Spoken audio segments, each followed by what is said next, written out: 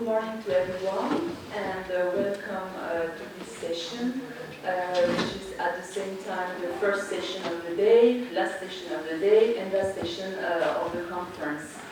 So it's a pleasure to chair this gentleman panel. We will have 4 presentations since one of our colleagues could not make it to Tbilisi. So we'll have very interesting and exciting presentations related to topics dedicated to geopolitical issues, mainly. So first of all, I would like to give the word to Mr.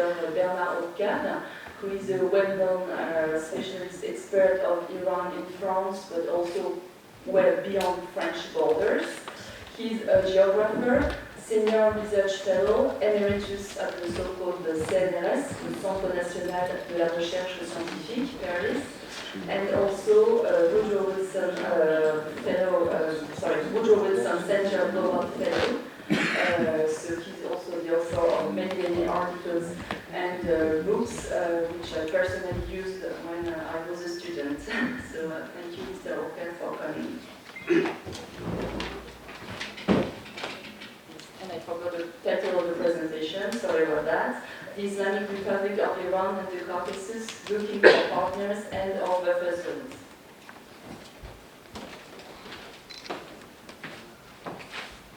Thank you.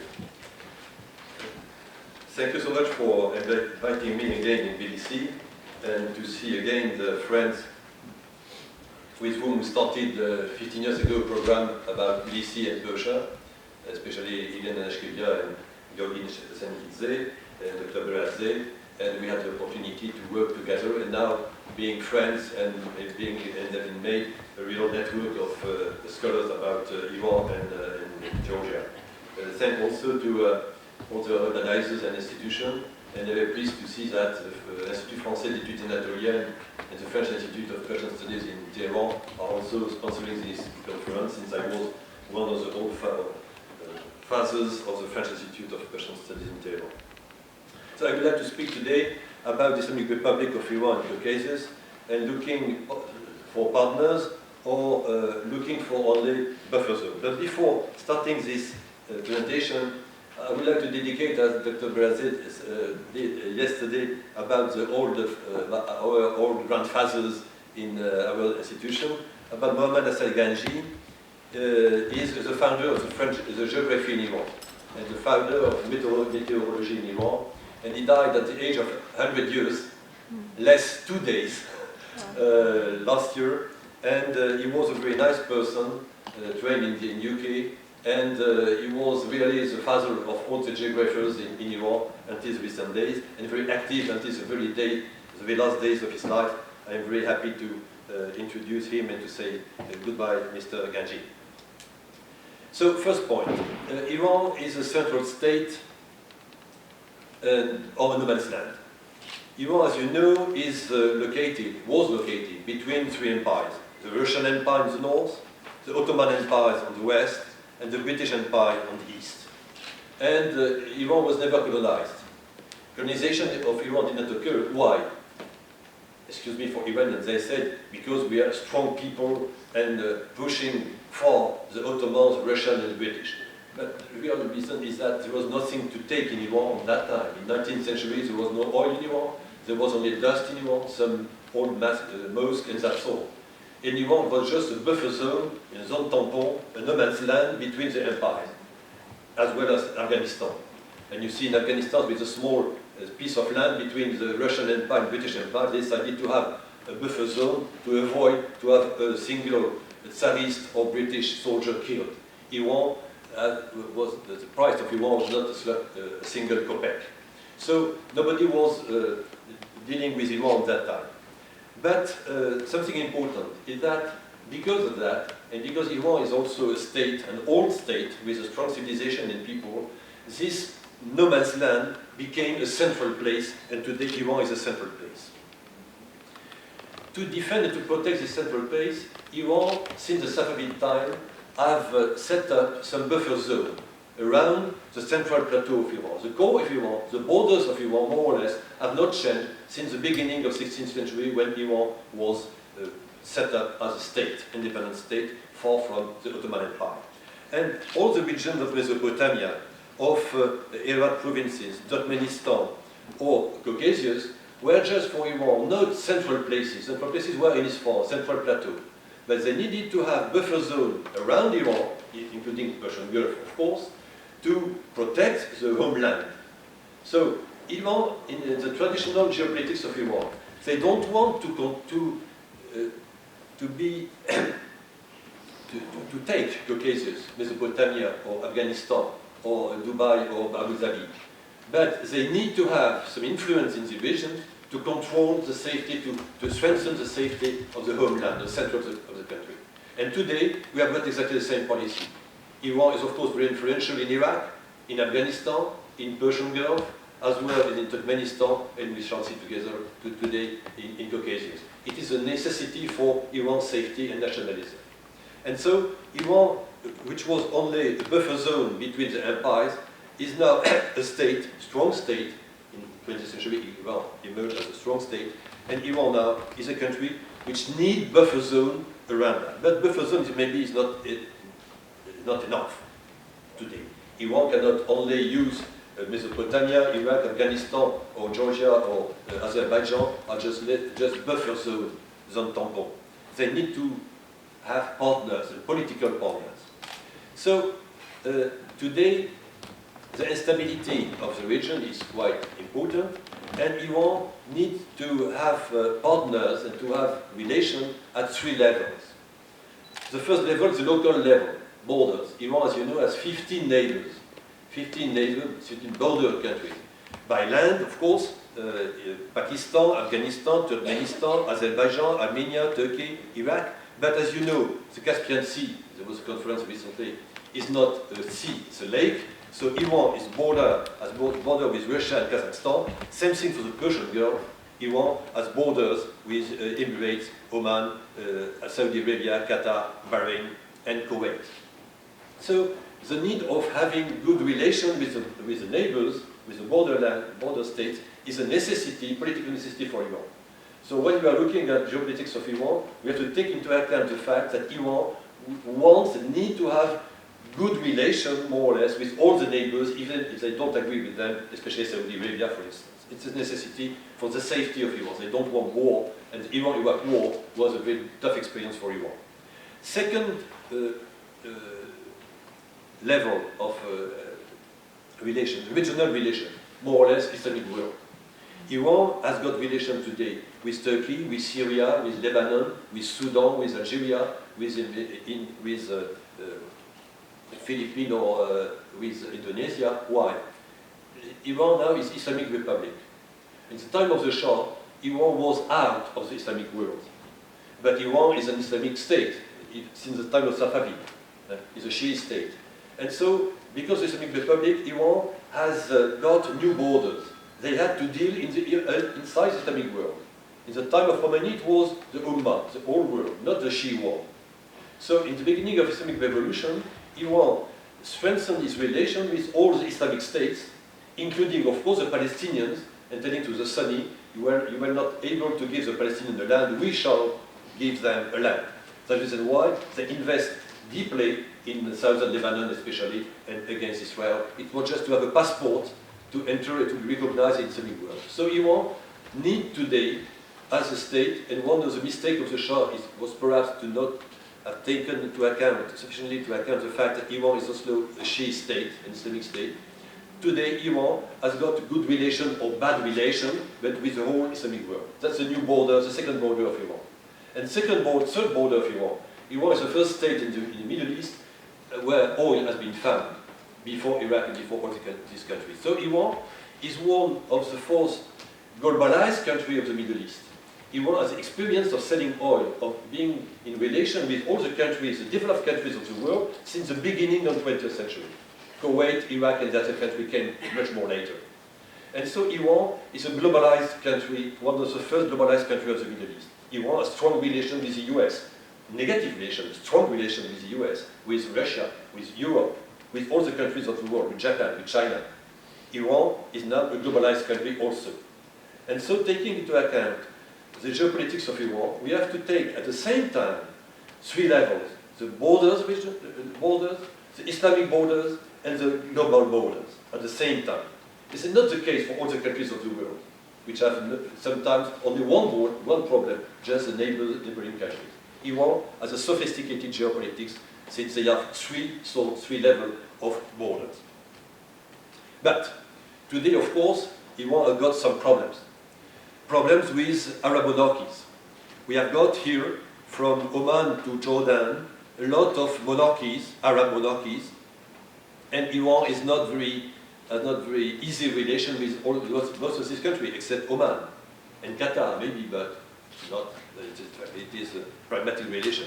And we have got here a sort of monarchy axis, and Iran is in that way maybe the leader not of a Shi'i crescent, but of a republican crescent. Of course, republics have a special meaning in Kabul, in Tehran, in Baghdad, in Syria, and Lebanon.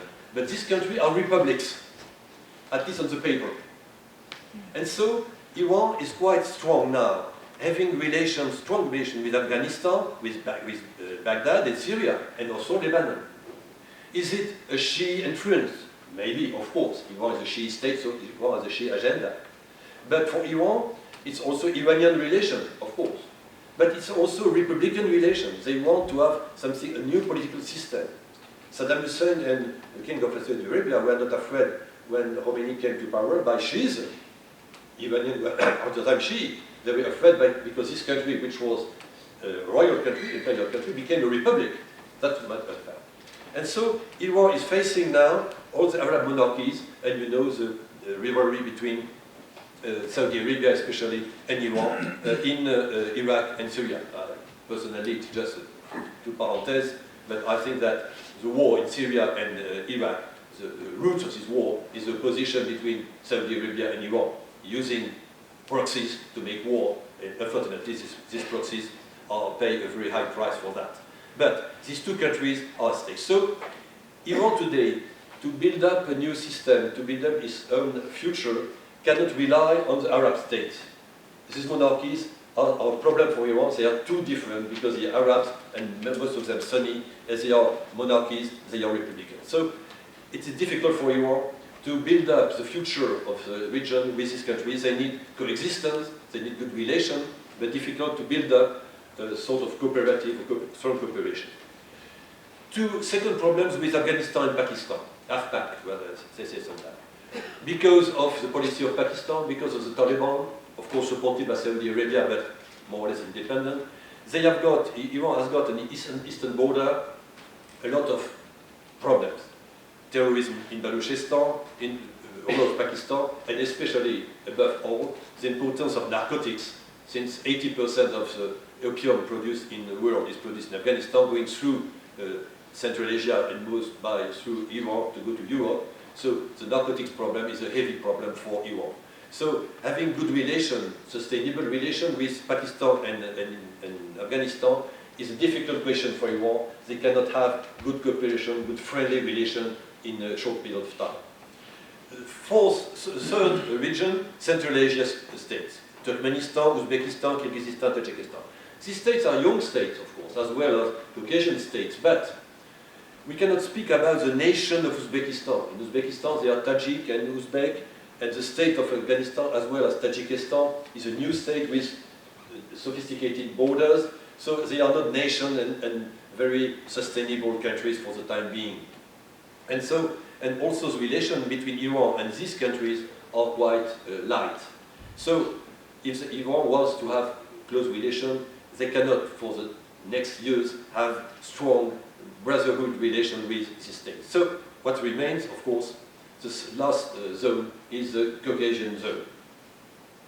Previously, of course, these Caucasian countries and states were buffer state between Persia and Russia. And what Ivan told us about Napoleon and Persia, and Georgia was between a sort of buffer state between Persia and Russia.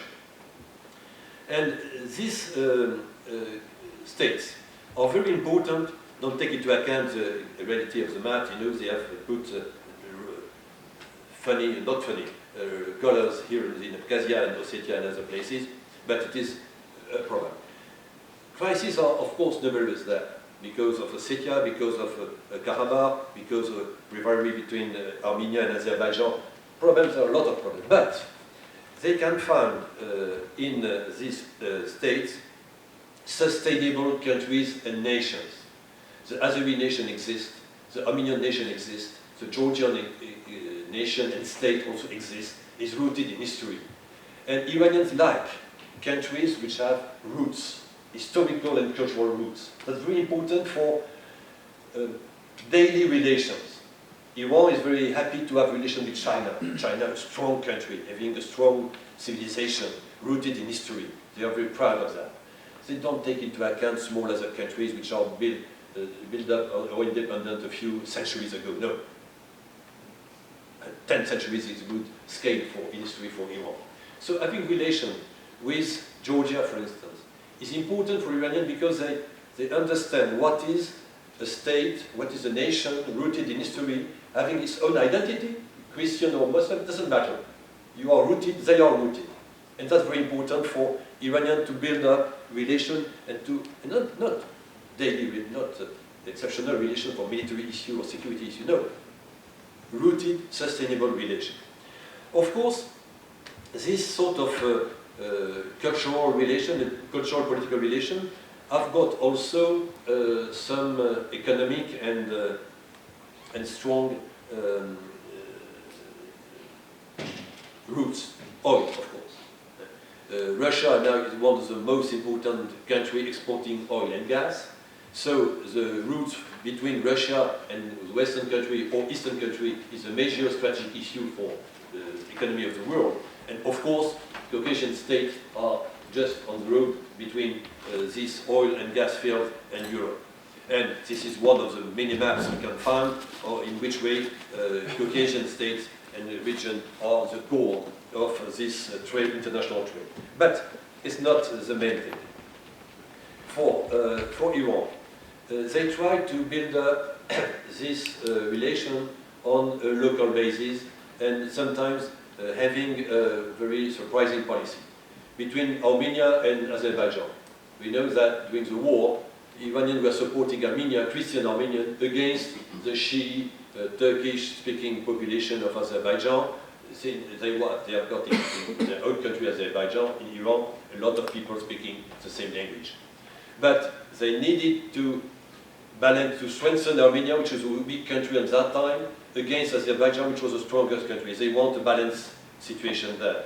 And also they were quite happy to tell to Baku that you are in Baku, we are in Tabriz, and there is a border between the two states since the Turkmenchai agreement. So we are very pleased to have you on this side of the border and we on the other side. With Georgia, it's the same thing. As we started this discussion yesterday a little bit, for Iran, they are supporting, of course, independence and the identity of Georgia, but they don't want to be opposed to Russia, because Russia is the main border enemy of Iran, bombing Mashhad and invading the northern part of Iran during the Second World War. And you know, just a joke, but it's not exactly a joke, when they decided in '79 to take the embassies of the US, some people, among them, Ahmadinejad, told we should take the embassy of Russia, of Soviet Union, because they are against God and things like that. And they said, okay, we do agree with you, but the Russians are just 10 centimeters behind the border, the Yankees are 15 kilometers far. So if we are taking the Russian embassy, we shall have a problem immediately tomorrow morning with the US, it will be a problem and not a border problem. It will be only on the scale of globalization. But Russia, at the same time, a country of the border, an Islamic state, because Islamic state and religion on the border of Iran, and a global state. So they will have war on 3 fronts at the same time. With the US, they have got only a war on the global front. They can deal with that. They were thinking they could deal with that. So, for Iran, having a balanced relation between Georgia and Russia is very important. And for the time being, As you know, the visa problem and the pressure of the US on the government of Georgia maybe about the visa. And what Iran is doing with Azerbaijan today. During the beginning of the years of the Islamic Republic, Baku and Tehran had tough relations. It was really a problem for propaganda on both sides. But today, part of the last meeting they had in Astrakhan by the Caspian Sea, a lot of meetings between ministers to strengthen the land relation with Baku, the railway from Tehran, Rash, Astara to Baku, and to have relation about oil, about gas, and buying gas from Baku to sell this gas to Turkey, since Iran has got a contract to buy gas to Turkey, but Iran doesn't produce enough gas to export to Turkey, so they are buying gas from formerly from Turkmenistan, but now from Azerbaijan, to sell this gas to Turkey. So Iran is strengthening this last year relation with Azerbaijan, and Gurgestan and Georgia is a little bit lower now for the time being. But it's not a sustainable policy. They want to have balanced policy.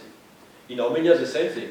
In Armenia, you know, Armenia, Iranians are very important in the economy of Armenia, and they have developed all the road transportation facilities to Armenia, and for them it is important to have this ordinary road, ground transportation facilities, relation, tourists, and scholarly relation with, for the students with all this country, because they can trust, even if there is a lot of problems, political problems, they do know that with Georgia, with Armenia and Azerbaijan, they can have sustainable daily relation on which they can rely for any future.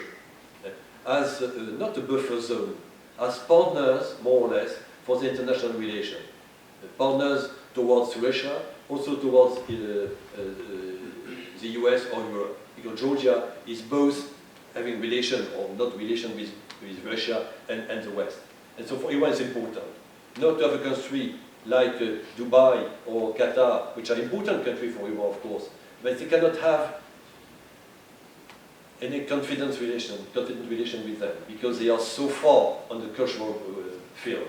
So they prefer to have countries, difficult countries, and maybe countries where there's no money compared to Qatar, other countries, but like Georgia, Armenia, or Baku, or Azerbaijan, because for them, as a country needing to have relation at different level, local level, Islamic level for Azerbaijan, and global level, the state of Caucasus are very important.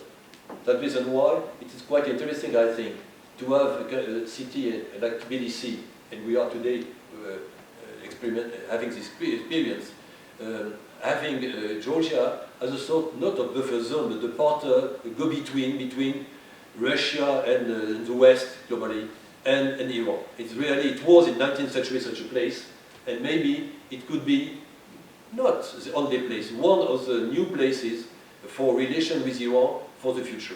After 35 years, and we conclude on that point, so after 35 years of non-relation of Iran with the rest of the world, with a lot of problems with Iraq, with Afghanistan, with the West, on all fields, it will take time for Iran, for the 75 million inhabitants of Iran, to come back in all fields, having good relation with other countries.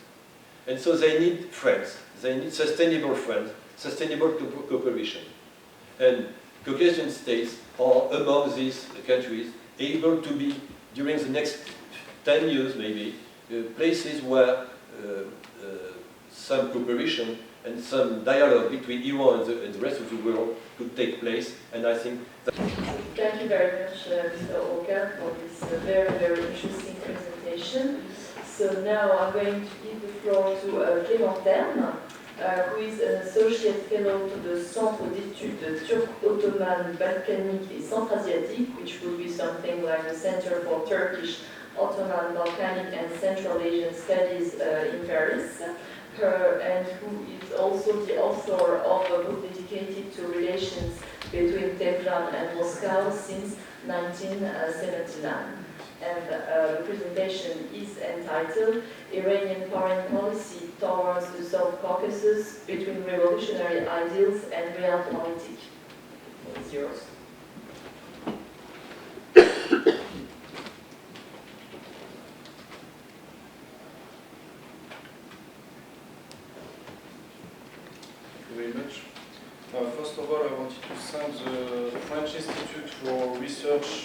Iran, l'Institut français de recherche en Iran, to provide me financial support to come to TBC, and also the university here and Adlin for organizing the conference.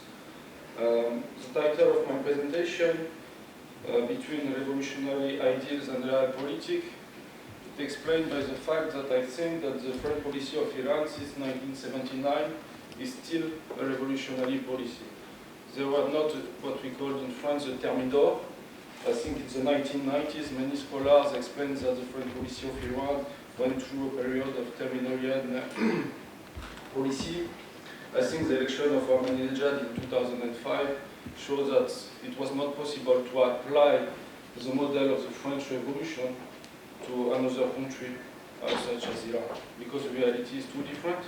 And I think that today, one of the main hurdles for the policy of Iran in the region is the hostile relationship with the US.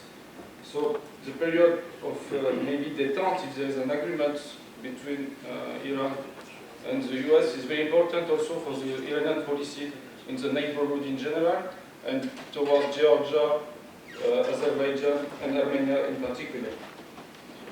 Because the consequence of this hostile relationship between Tehran and Washington was a necessity for Tehran to follow Russian guidelines most of the times in building new relation with the Caucasus states, in particular after the opening of the Caucasus after the fall of the Soviet Union in 1991. From the Iranian perspective, there is a theory of regionalism. That means that towards the country of the neighborhood, Iranian experts like Kayam Bazega explain that we should apply a more pragmatic foreign policy.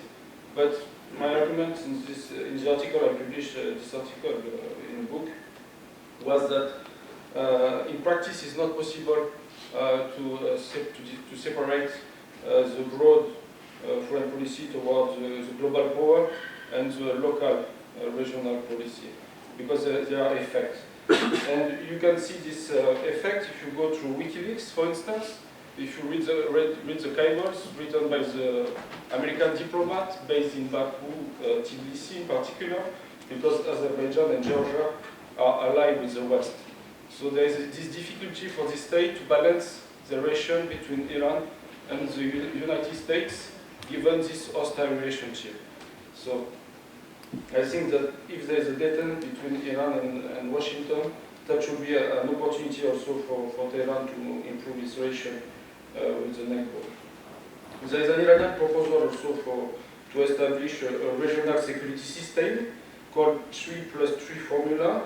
This should involve the first three are Armenia, Azerbaijan, and Georgia, and the other three are Iran, Russia, and Turkey, the three regional superpowers.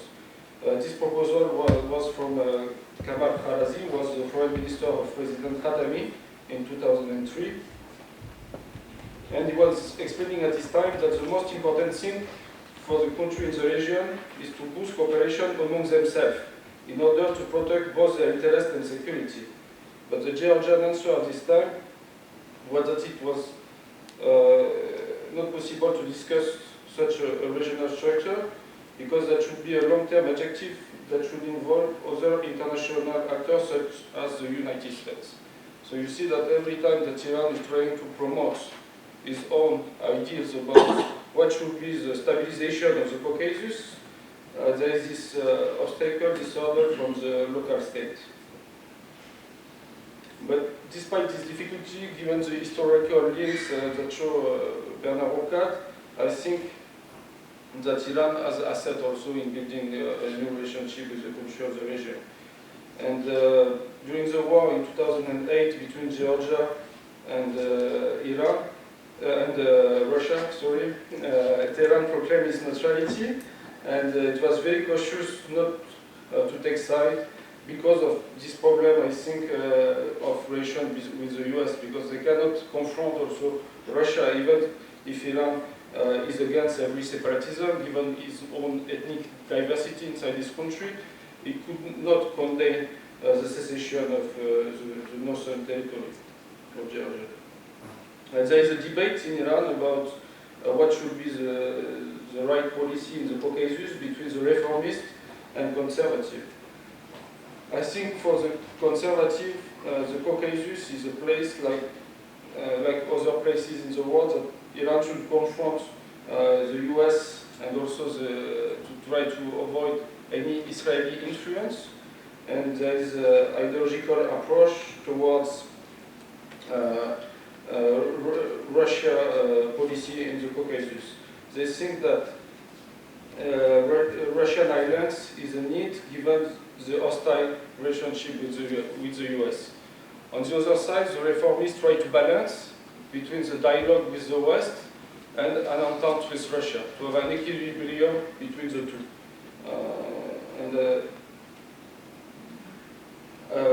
The bet of the conservative, I think, in Iran is all the time that should be a Russian-American hostile relationship, and that Iran and Russia should side together against American hegemonic goals.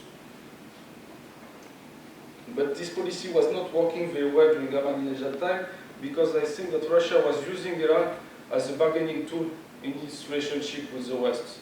So you have one flexible country, at least before the Ukrainian crisis, that was Russia, and a more ideological country like Iran, who was not able to balance this relation between Russia and the US.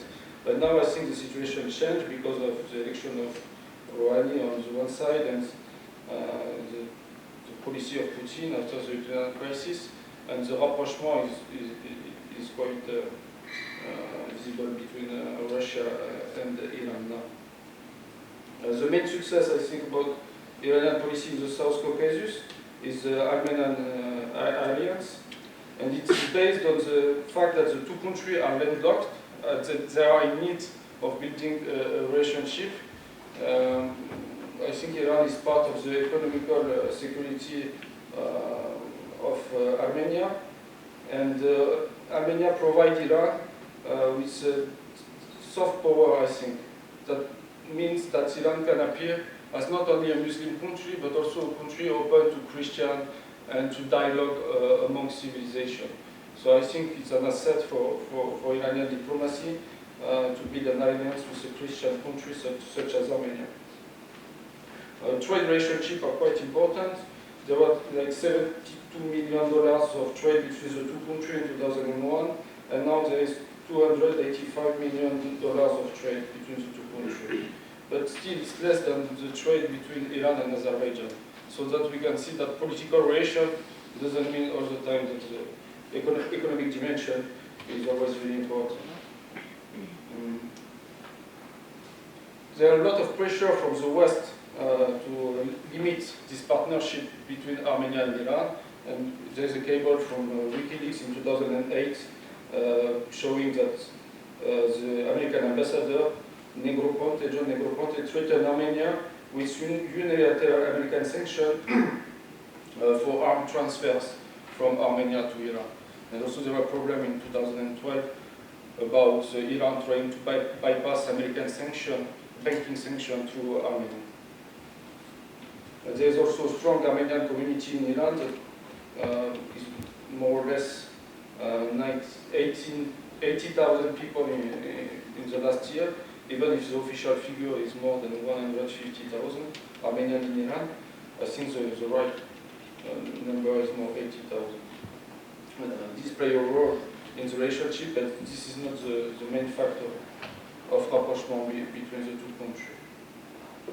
Now I will speak about the Iranian policy vis-à-vis Baku, and I think that the initial difficulties in cooperating with Azerbaijan reflected the competitive nature of Turkish-Iranian cultural relationship, but also the divergence between Baku and Tehran regarding the future of the Caspian Sea and its pollution.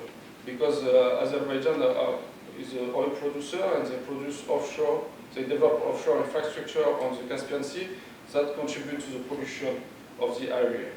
And Iran has not such a production because they are not producing any oil or gas from the Caspian Sea still. They're still in the exploration phase. So there is also this problem of pan-Turkism and this discourse from Azerbaijan about the Azeri nation and the south, what they call the southern province. But when I was visiting the region, the Azerbaijan province, I didn't feel that there were an attraction from the Iranian Azeri towards what they call the Soviet Azerbaijan, because I think that there is the division between the two countries during the Soviet time was so long that the divide between the ethnic community is very deep, profound. And there is also the problem of the Daesh minority that Tehran is pushing forward. They're explaining that there is a Daesh group on the other side of the border, and so they have a discourse to confront the pan-Turkish discourse also. As Bernard said, the trade relationship is important based on energy exports and gas imports from Azerbaijan. This is quite new, and there is this swap agreement that is very important, I think, that give a long-term perspective for the relation between the two countries. But still, I think that the problem is also there, the role of the US and Israel, because there is this threat perception from Iran, what the American calls the Iran Watcher. And if you look at the WikiLeaks cable, I will show you that the activity of the American embassy in Baku is mainly to develop intelligence activity towards Iran, because most of the cables are related to Iranian internal politics. They are not related to the relation between Azerbaijan and Iran. So I think there is this threat perception from Iran regarding American activity in Baku, and also the problem of the Israeli embassy in Baku.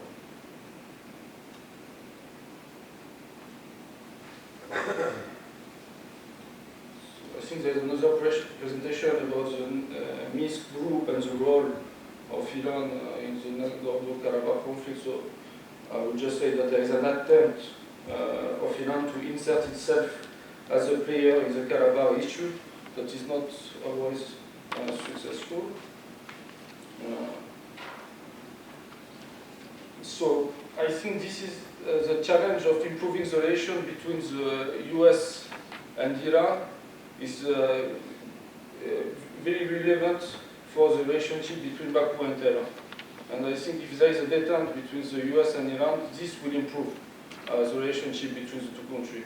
It's not like the Georgian-Iranian relationship that what we said yesterday, that if there is an improvement in the relation between the two countries, this will be a negative factor for the improvement of the relation between Tbilisi and Tehran, because Iran will not need anymore to invest in Georgia to bypass sanctions if there is no sanction.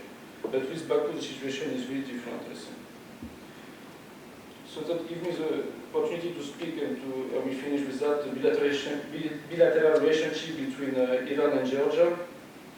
I think that the main objective of the two actors is to avoid a face-to-face relationship with the regional hegemonic power, namely Russia, that provides the two a way to escape an asymmetric relationship with Moscow. There's also a WikiLeaks cable about this. So you can see that here that during after the war in 2008, Russia were providing information to Iranian explaining that Israel will use Georgia as a base to attack Iran. And now you have the explanation of the Georgian minister towards the Iranian, explaining that this is not the case, that the relationship with Israel is not so important. But this cable shows that for Iran, the islands between Georgia and Israel is really a security issue. And when Iran proposed to provide gas to Georgia in 2008, I think they first asked to Russia the authorization, because this case was mentioned also yesterday, during the presentation, but I think there was a dialogue before providing gas. After the interruption of the gas delivery from Russia to Georgia, there were contacts between Iran and Russia.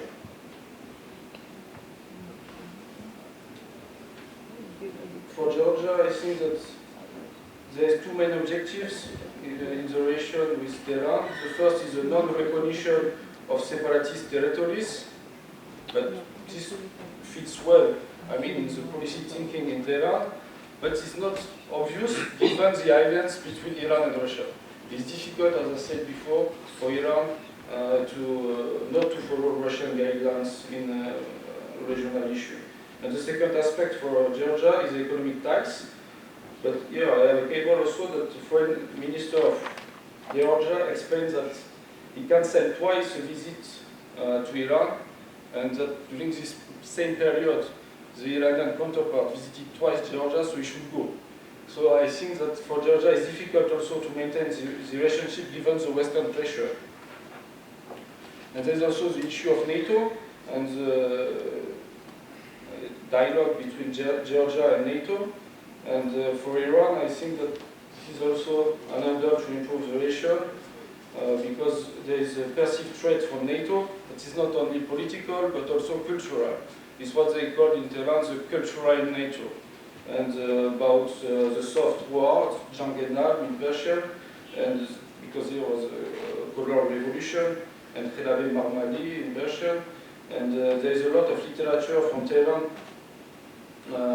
about the concern with respect to the expansion of NATO's sphere of influence in the Caucasus, in the near abroad of Iran, and this is also perceived as a threat for national security of Iran.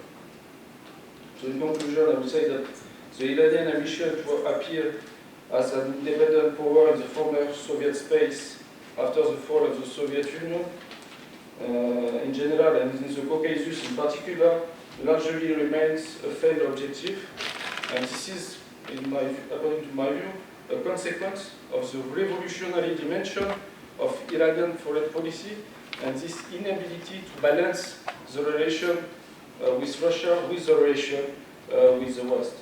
So I think that the prospect of detente between the US and Iran could have a positive effect on the regional policy of Tehran, even if, as we saw yesterday in the case of Georgia, is not so obvious, given the objective of Iran to use the relation between the neighboring country as a way to bypass sanctions. Thank you very much.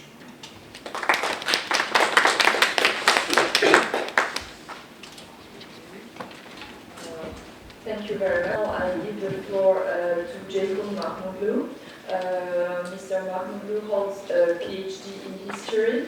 He is the head of the Department of International Relations at Kavkaz University in Baku, and also the director of Kavkaz University Security and Energy Research Center. And he's also my colleague at Kavkaz. So Jacob, the floor is yours. The title of the presentation is The Role of Iran in the Peace-Building Process in Nagorno-Karabakh Conflict. Thank you very much. First of all, very thankful to you and other than have invited me to this conference and George for this hospitality in Georgia. My topic is going to relate for the conflict issue. Unfortunately, for me, of course, unfortunately it was not in the paper relating to the conflict. My paper will be maybe the only the paper relating to the conflict issue, because unfortunately our region just suffering after the collapse of the Soviet Union with at least 3 unsolved regional conflicts, we can say that. But here I'm not going to speak about the conflict by itself, but also the role of the external factor, how it's involved in this process, what was its role in the peace-building process. I have the following questions related with that. Since I'm going to speak about the Iranian role in the peace-building process, I just constructed the question on the following. What was the attitude of Iran in the beginning of the conflict? What was the motives of Iran for the mediation in the conflict? Why Iran's attempts were not successful in the mediation process? Is there any perspective for Iran to be involved in the peace-building process of the conflict? Before starting talking about Iran, I will give you a brief information about the nature of the conflict that will be clear. Maybe not all of you are aware about the conflict. Official name of the conflict is called Azerbaijan-Armenian conflict over Nagorno-Karabakh. It is very important because the name of the conflict will give the real nature of the conflict, because there has really existed a misunderstanding and misinterpretation, misdefinition of the conflict by both of the sides. Of course, there are a number of the nature of the conflict, but special for this audience, I just prepared these four the factors that should be defined by me. Is this conflict interstate or the intrastate conflict? If we try to look at the parties, how they're looking at this conflict, of course, from the Azerbaijan side, it's like an interstate conflict, but from the Armenian side, it is the intrastate conflict. In order to be the objective for approaching this conflict, you should look at the name of the conflict. The conflict name is Azerbaijan-Armenian conflict over Nagorno-Karabakh. So it means that they are the two independent states that were just clashing and conflicting over one territory. So this conflict shouldn't be explained by the intrastate conflict. But why there is like an intrastate element of this conflict? Because the conflict started because of the protest of the Armenian minority living in their enclave in Nagorno-Karabakh Oblast, Autonomous Oblast, within the Azerbaijan Republic. But if we try to analyze, is there like a territorial or ethnic conflict? It's important to look at the reason of the conflict. I'm not going to speak about the historical background of the conflict, but we can say that this, from the beginning of the conflict, Armenia directly just involved the conflict even during the Soviet time, and there is like a decree of the Soviet Armenian like a parliament for annexation of the Nagorno-Karabakh to the Soviet Armenia. So it means that Armenia from the beginning was a party of the conflict. Besides, if you look at the negotiation during the war period, Armenian army directly just involved the war and take part, very active role in the war. And after the ceasefire agreement, this ceasefire agreement also signed between Armenia and Azerbaijan. Of course, so-called Nagorno-Karabakh Republic also involved in this process, but during the negotiation process, so-called Nagorno-Karabakh Republic just not taking part. So it means that, in fact, the conflict is really interstate, not intrastate. So it means that it is not ethnic conflict, but territorial conflict. From the theoretical perspective, it's going to be very appropriate to use this conflict is irredentis conflict. Irredentis conflict is that the conflict in the bordering country, if you have the kin state, kin nation group, so you are going to support this kin nation group, so and you're directly involved. And this is generally accepting as a territorial conflict and interstate conflict. So it means that the international community is not tolerating like an interstate conflict, because interstate conflict means that the aggression and occupation of one independent territory by other independent states. Another important factor in this conflict is the parties of the conflict. Who is the parties of the conflict? It's again relating to the definition of the conflict. From the legal point of view, there was in 1992, still the beginning of the like a peace building process, there was a Baker rule. Baker was in 1992 the State Department of the United States, and within the frame of the OSCE, this conflict started for being discussed, and there was just defining the parties of the conflict. They were divided into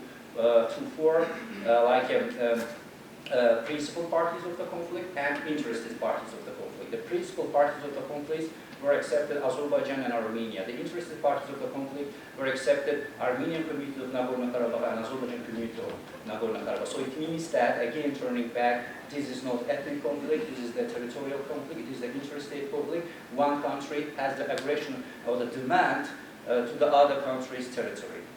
And what is the borders of the conflict? Is, of course, again, very important, the fact, because when you're trying to solve any conflict, you should know what is the border of the conflict. The conflict started because of the Nagorno-Karabakh Autonomous Oblast, because Armenia started to demand like independence or annexation to Armenian Republic. But during the war, besides the Nagorno-Karabakh Autonomous Oblast, additional 9 surrounding districts were occupied. It means that it is at least 2 or 3 times more the territory that Armenia demanded.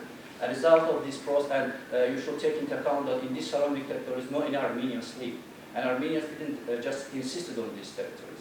They just occupied this and they justified their occupation because they just established a buffer zone in this case. So it means that during the discussion negotiation process, these two, the territorial entities should be taken separately into account. First of all, without any discussion, without any negotiations, these territories should be taken back to Azerbaijan because it is not the topic for the question. It's not the argument for the conflict. But later, the topic should be just started to be discussed on this issue. Another very important definition of the conflict is to be frozen or intractable conflict. Mainly in our mass media, the politicians prefer to use the frozen conflict.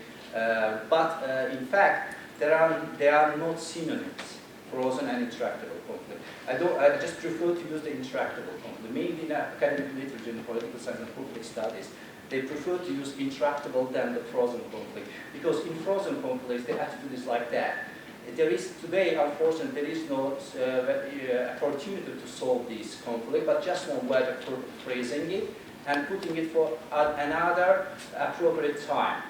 But here it exists like an optimism. But intractability means that the conflict that is really difficult and hard to solve.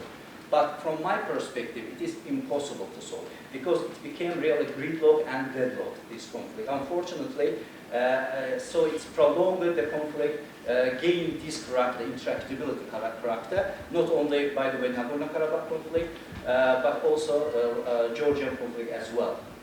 If we try to look at the history from the Second World War, there was no any intractable conflict was solved.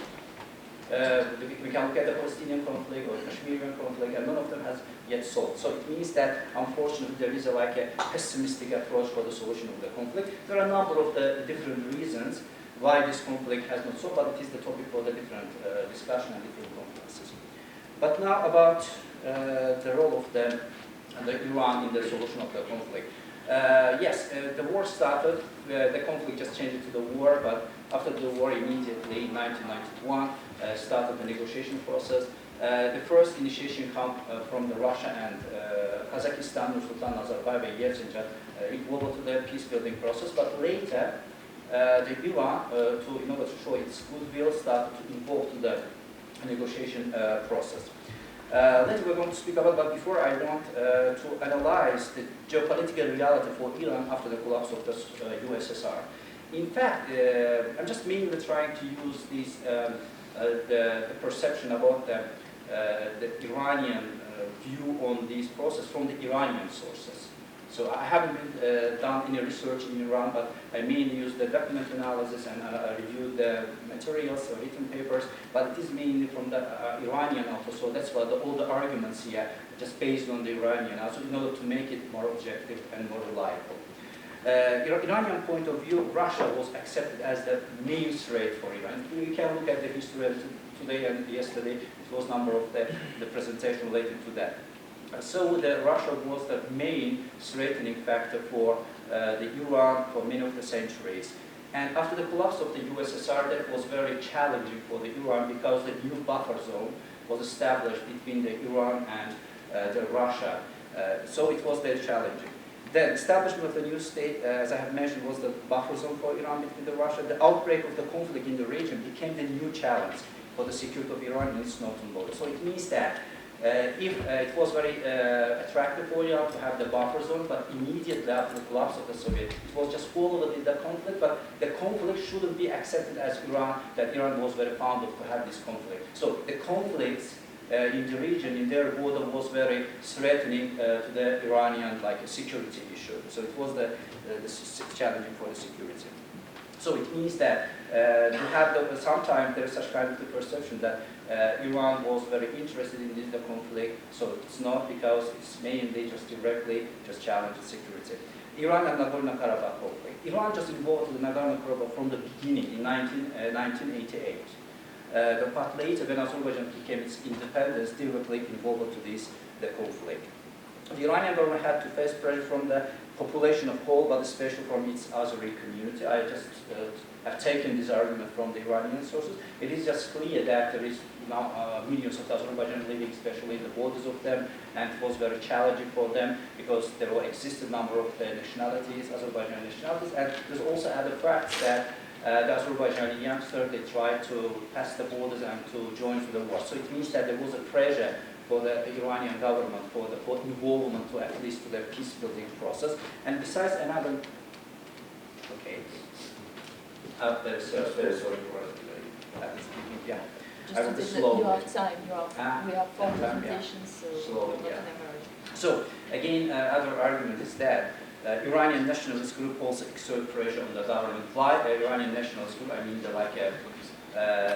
because of the security of Iran. So Iranian nationalist group accepted the Russian existence there as a threatening to the security of Iran. Since after the collapse of the USSR, the new independent state made the buffer zone for Iran, but again, the start breakup of the conflict that will be very attractive for Russia again to turn back to this region. So again to existed in this region. So that was very challenging for Iran. So that's why the Iranian nationalists also pressured the government for involvement in the solution of the conflict. Motives for the mediation in the conflict over Nagorno-Karabakh. Iran's role as a mediator in the crisis of the Nagorno-Karabakh should be seen as a part of its Northwest Asia strategy.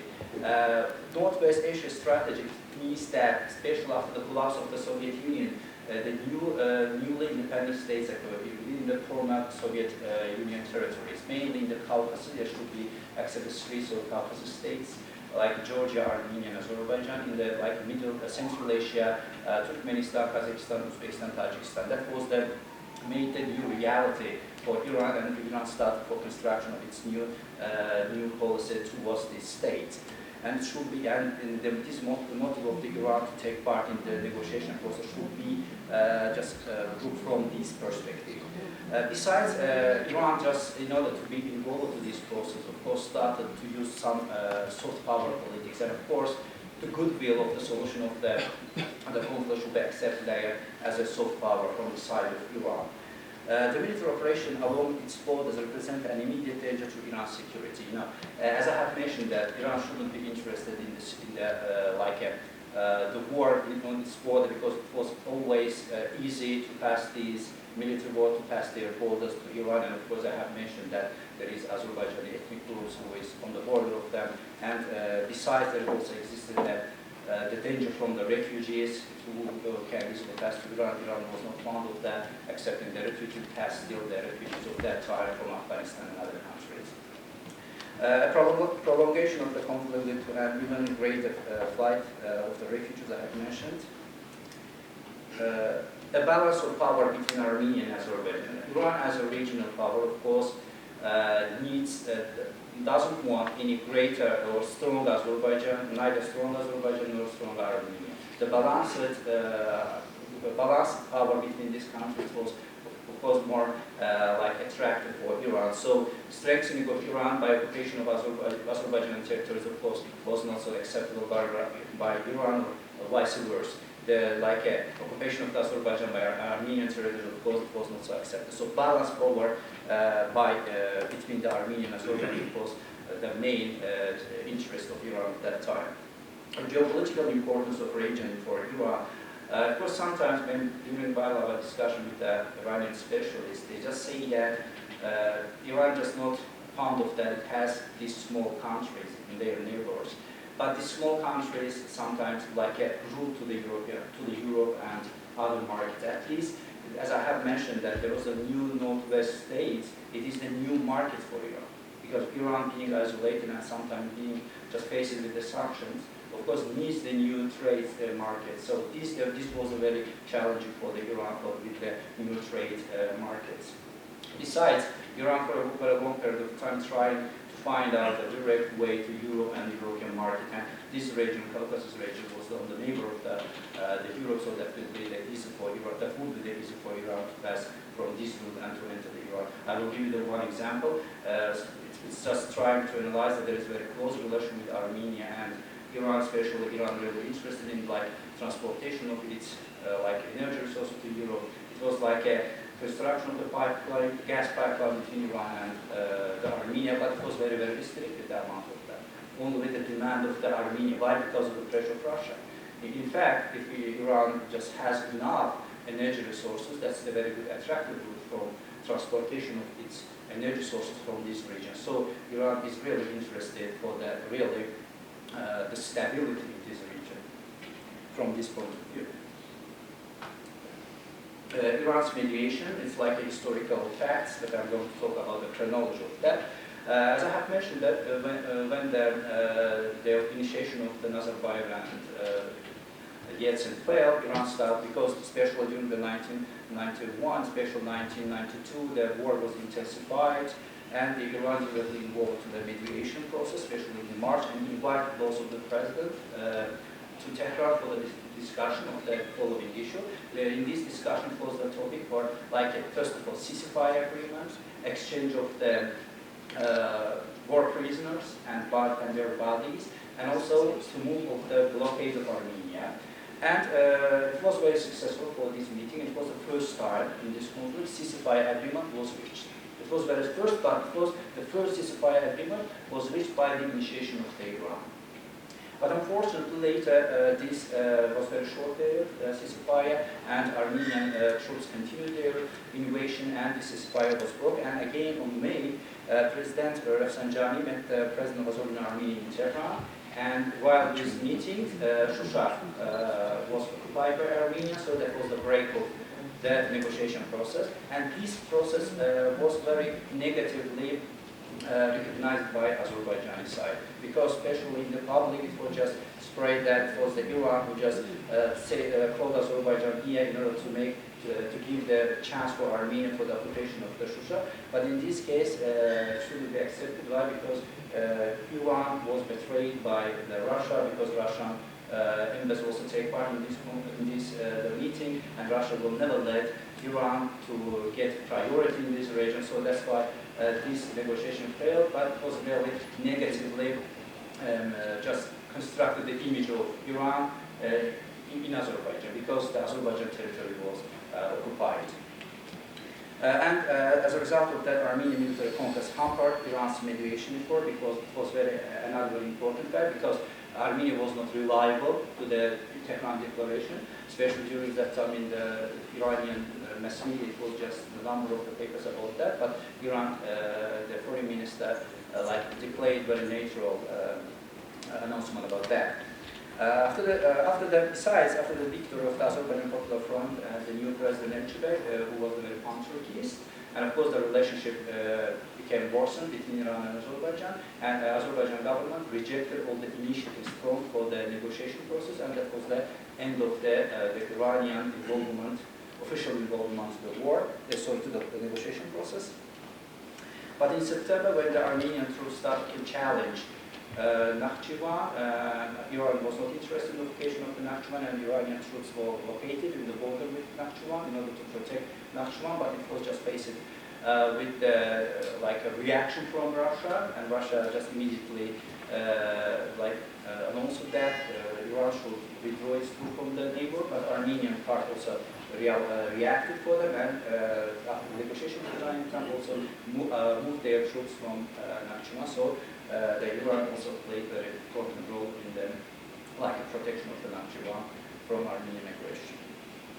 And it was, of course, very important for Iran, because during the occupation of Zengilan, Izul, and there was a number of refugees who passed to the Iran. It was very threatening for Iran's security at that time, and that there was a possibility of the refugees from Nakhchivan to Iran territory. Consequence of the mediation. Also, Iran's mediation attempts didn't bring a settlement of Nagorno-Karabakh. It was unfortunately no settlement of Nagorno-Karabakh, but Iran's mediation initiative may be regarded as a contribution to international efforts to stabilize the region. So it should be accepted as a goodwill from the Iranian side to solve the conflict. I think that another important question is that why Iran failed as a mediator. Iran didn't receive the necessary support from the other countries and institutions. Actually, Iran was alone. It is very difficult and maybe impossible to join alone to the mediation process. Even if you are not strong enough and you are not strong regionally influenced to the regional countries. So it is very important. And during that time, there was not any partner country who just, together with Iran, joined this negotiation process and just organized this. Not any other institution. Only during that time, Boutros Ghali, who was during that time the General Secretary of the United Nations, just sent the thanks to the Iranian government that they are initiating the solution of the conflict, but in fact not any other institution is involved into this solution process. The attitude of the Azerbaijan public government, because when they also come to the power, they rejected all the initiatives from Iran. Even though both countries understood Iran's concern and accepted its role as a mediator, they never felt compelled to accept the negotiation process. In fact, both of the parties, not at all, recognized Iran as a country that is capable to solve the problem. So that was so that's why maybe when Azerbaijan was involved with the negotiation, Armenia still continued its aggression policy. So because it was like a mistrust of Iranian capacity to solve the problem. Then continuation of Armenian invasion policy was negatively affected, and of course very important the role of Russia. Especially mainly the foreign authors who tried to analyze, they were never taking into account of Russia. The Russians are taking as like external factor and other, but mainly Russia is the main party of the world and the strongest state in the region. Neither Turkey nor Iran has enough influence, or the United States, European Union, Iran, especially Russia, especially from the beginning of the independence of this country, still today continues to be the stronger country who has its influence on this country. Without Russia, it is impossible to solve the conflict. So without Russia, we try to do this, so that's why not only Iran cared, but also just gained negative perception, at least from the one side, of one part, the side of the conflicting parties. So I think that there is a very, very important factor. Is there any perspective for Iran to be involved in the peace-building process of the conflict? Actually, it is not. But the question is why? The current frame of negotiation process. In fact, we know that, I will give a little bit of information about the current negotiation process. After the 1992, as we have mentioned, that OSCE's group started to deal with this and still continue. There is a co-chair institutions, Russia, France, and the United States are involved into this process. It's about 22 years, but there was not any step forward was done. Not any step. Okay, no, for example, they are just at the same place where they were in the 1992. Of course, they were not so silent, they just had a number of the initiatives, like last time it was the renewed Marjorie principle for the solution of the conflict, but there was not any solution of this. So, and still the parties, I mean the conflicting parties, has never explained their point of view that they really moving from this frame of the negotiation. This frame still continues. So Iran is never existing none of the part of this process. So within the current frame of the negotiation, Iran is not an actor in the integration process. The interest of the other regional power, in this case of Russia, we know that Russia's geopolitical, I'm not going to speak very much about that, it is now that still Russia will won't let any countries to be involved in this process. By the way, the OSCE group initiative was in 1911. After the 1911, there is no intention, and 1911 was the initiation by the Russian president, the meeting in Sochi and Moscow. There was a declaration, and till the September, till the NATO's meeting in Wales, there was no presidential meeting, and two presidents didn't meet each other. So it was very, very dangerous for the intractable conflict when the negotiations stopped. And during these 3 years, we just observed the breakout of the ceasefire on the borders. And the violence of the borders increased very, very high. So especially the process in Ukraine also just negatively affected for this. And this the beginning of the meetings, maybe it is like they understand the international community, or maybe the countries who are just dealing with this issue, that the intensification of the violence on the border, the breakout of the ceasefire, will lead to the breakout of the war. So, it is also another topic of the discussion, but my hypothesis is that the security dilemma is intense. The security dilemma is increasing. While the security dilemma is increasing, that there is a high possibility of the breakout of the war. There are a number of the arguments, there are a number of the criteria that just prove that the security dilemma from the Azerbaijan side and from the Armenian side is still increasing, and that will lead into the war. there is a possibility, and I think that the Georgian war in 2008, 5-day war, it was the very important case for the proof of the intractability and security dilemma in these like intractable conflicts. Another reason is that the Azerbaijan perception on partiality of Iran. In Azerbaijan, there is a perception. You can just analyze and you can read about this perception by the contact with the people, by the officials, by the ordinary people, and by the media. And the media say that Iran is pro-Armenian, very pro-Armenian, and Iran is supporting economically, energy, and Iran is very, very interested in the supporting of Armenia, in the victory of Armenia. Because they are afraid of that, Azerbaijan is getting stronger, and that will lead to the unification. There is demand for the unification of Azerbaijan, so that's why Iran is really afraid of that. But I think that is the perception. In fact, from my opinion, Iran is very interested in the solution of the Nagorno-Karabakh conflict, because no any country is interested to have the war on its borders. It is always security threat for each of the countries. So that's why I think that Iran is very interested in the solution of the conflict, but is incapable for the solution and just implementation of the solution of the conflict. Thank you very much.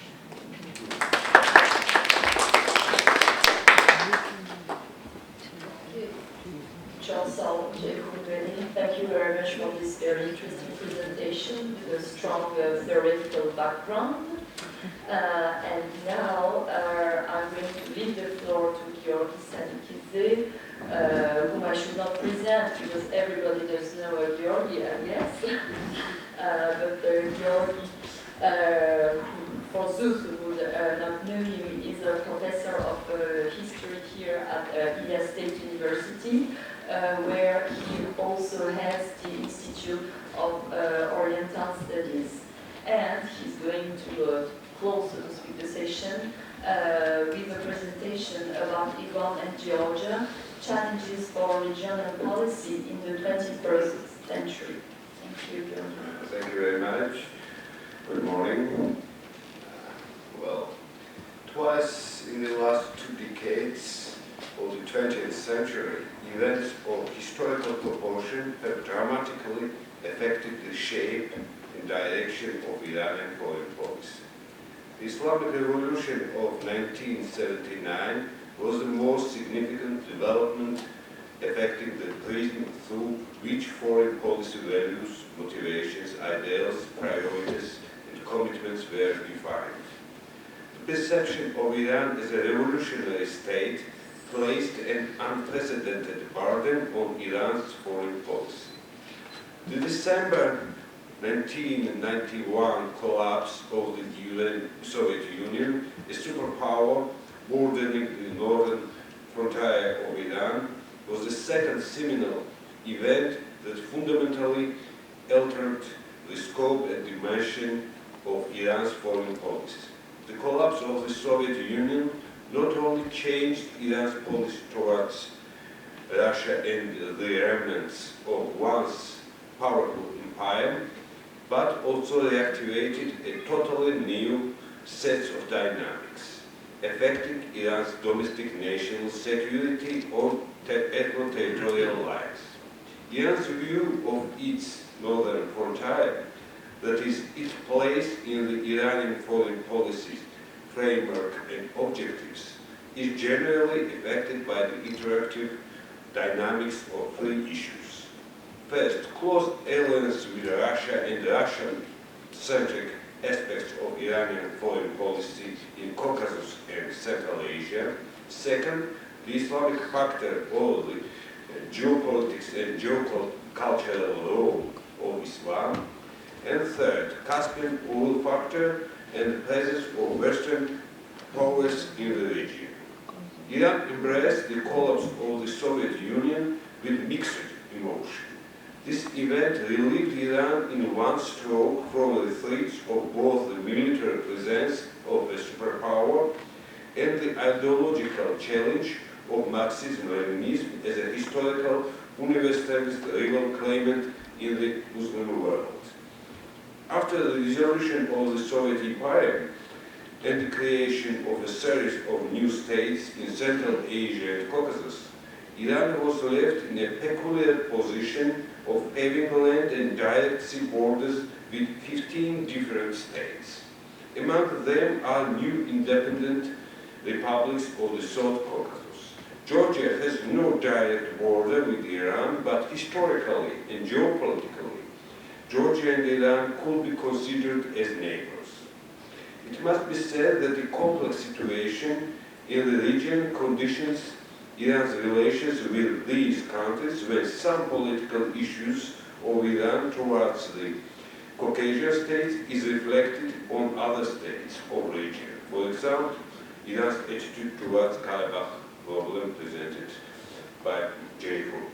Historically, Georgia and Iran always had close relations, despite the fact that in the condition of confrontation with Ottomans and Iranians, Georgians succeed to maintain Christian faith. Iranian culture and political system had an enormous influence on Georgia.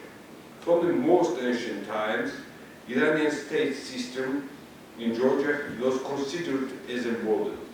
Mother of the semi-legendary founder of Georgian kingdom, Parnavaz, 3rd century BC, according to the historical sources of Middle Ages, was of Persian origin. Kings of the first Georgian dynasty was called Khosoyans also, or descendants of Persian kings. These and lots of other facts had symbolic meanings, stressing the importance of Persian state traditions. Cultural influence of Persia was also considerable. From the early Middle Ages, lots of Persian literary monuments were translated into Georgian. Georgian king and poet of 17th century eulogized Persian language and put it above Georgian. From the medieval and early modern times, Georgia was practically divided by Ottoman Empire and Safavid Iran. Religion occupied an important place in their politics towards ethnically mixed population of Georgia with great Orthodox Christian majority. It is worthy to note that their religious policy differed from each other. When Ottomans preferred total Islamization of population of the southwest Georgia and non-interference in the religious affairs of some provinces of western Georgia, Iranians tried to convert Georgian elite in the eastern part of the country without affecting Christian majority of the population. Religion occupies an important place even in today's politics of these two countries. Of course, it does not mean that the Islamization of country, but to obtain the influence of the important Muslim minority of Georgia.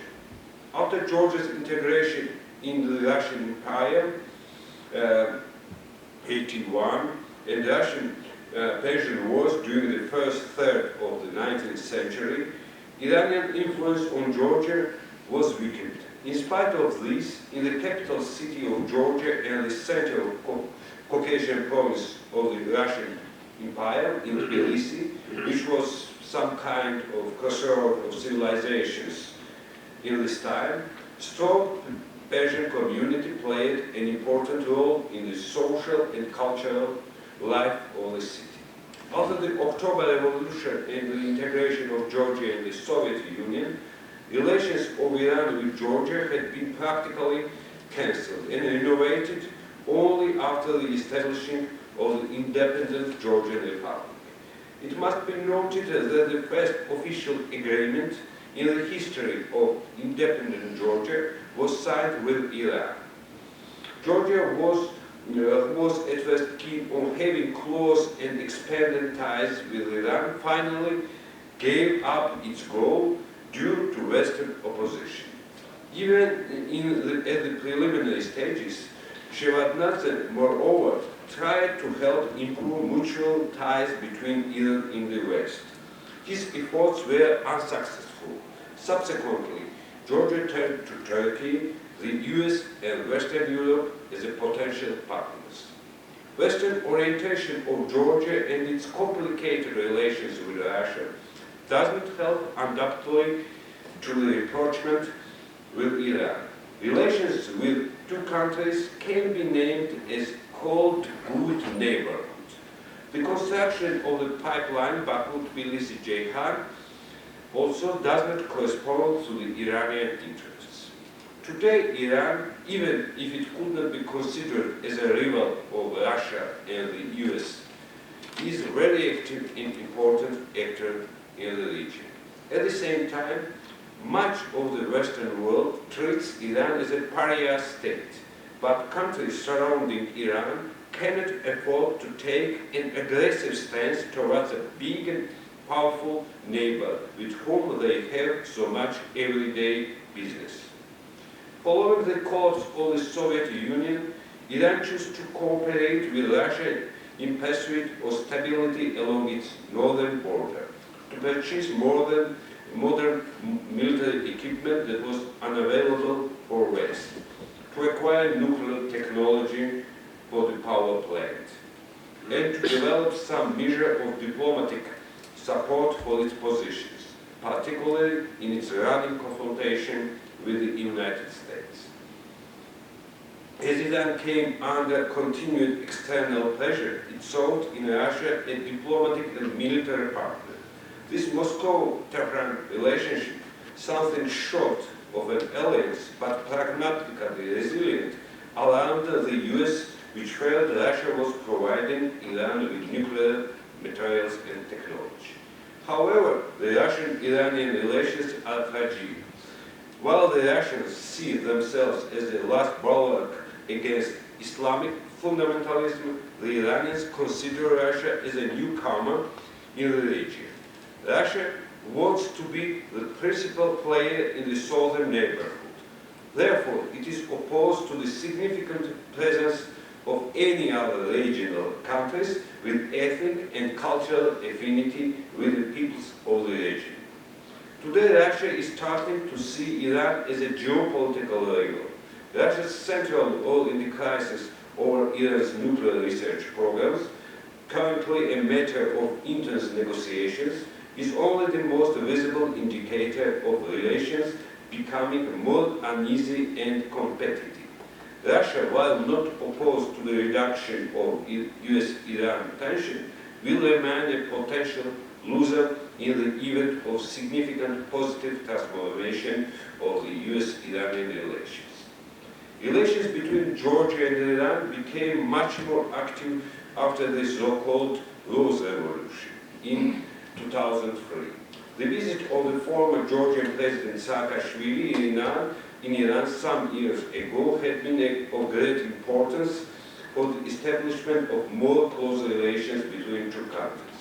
Saakashvili visited Feridun province and has a cordial meeting with ethnically Georgian population. Descendants of Georgian possibly moved to Iran at the beginning of the 7th century.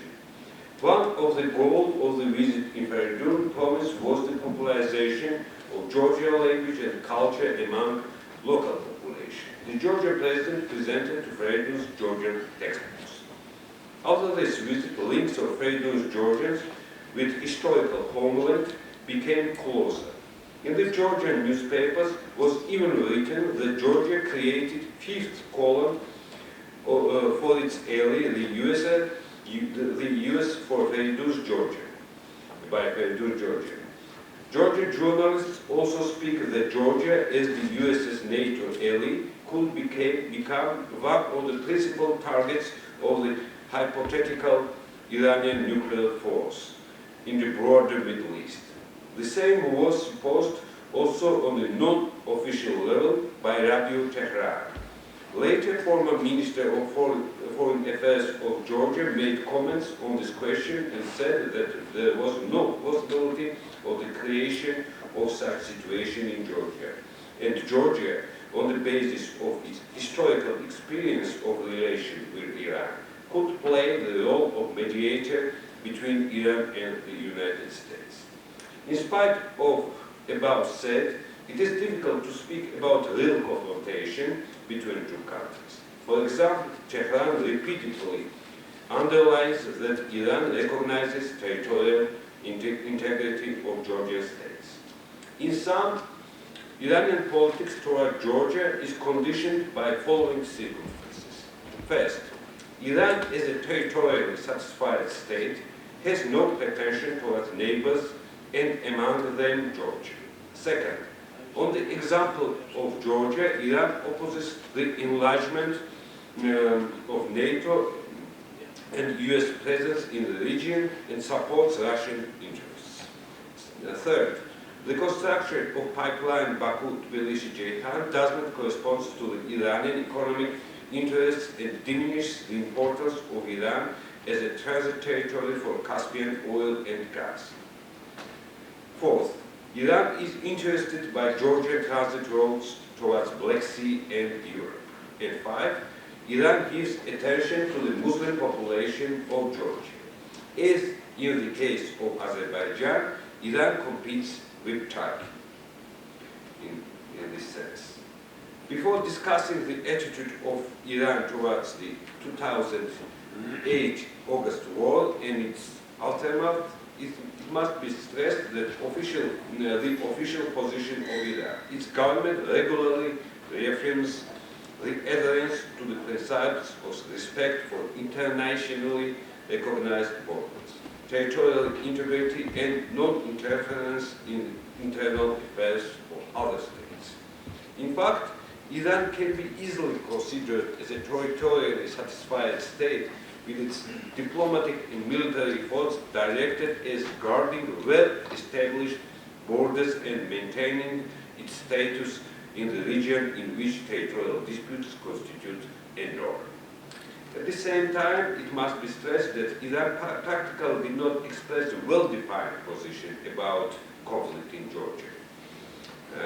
Concerning the official Iranian position in its address in United Nations General Assembly on September 23, 2008, former Iranian President Ahmadinejad said that the lives, properties, and rights of the people of Georgia, South Ossetia and Abkhazia are victims of the tendencies and provocation of NATO and certain Western powers and the underhanded actions of diasporists. In general, Tehran has been presenting the August war as an object lesson to the countries of the Persian Gulf. Georgia had made a mistake since it took the US promises for granted, and now it has to pay an immense price for its naivety. Therefore, the Gulf countries will be better off establishing closer links with Iran in the security sphere rather than looking towards unpredictable America.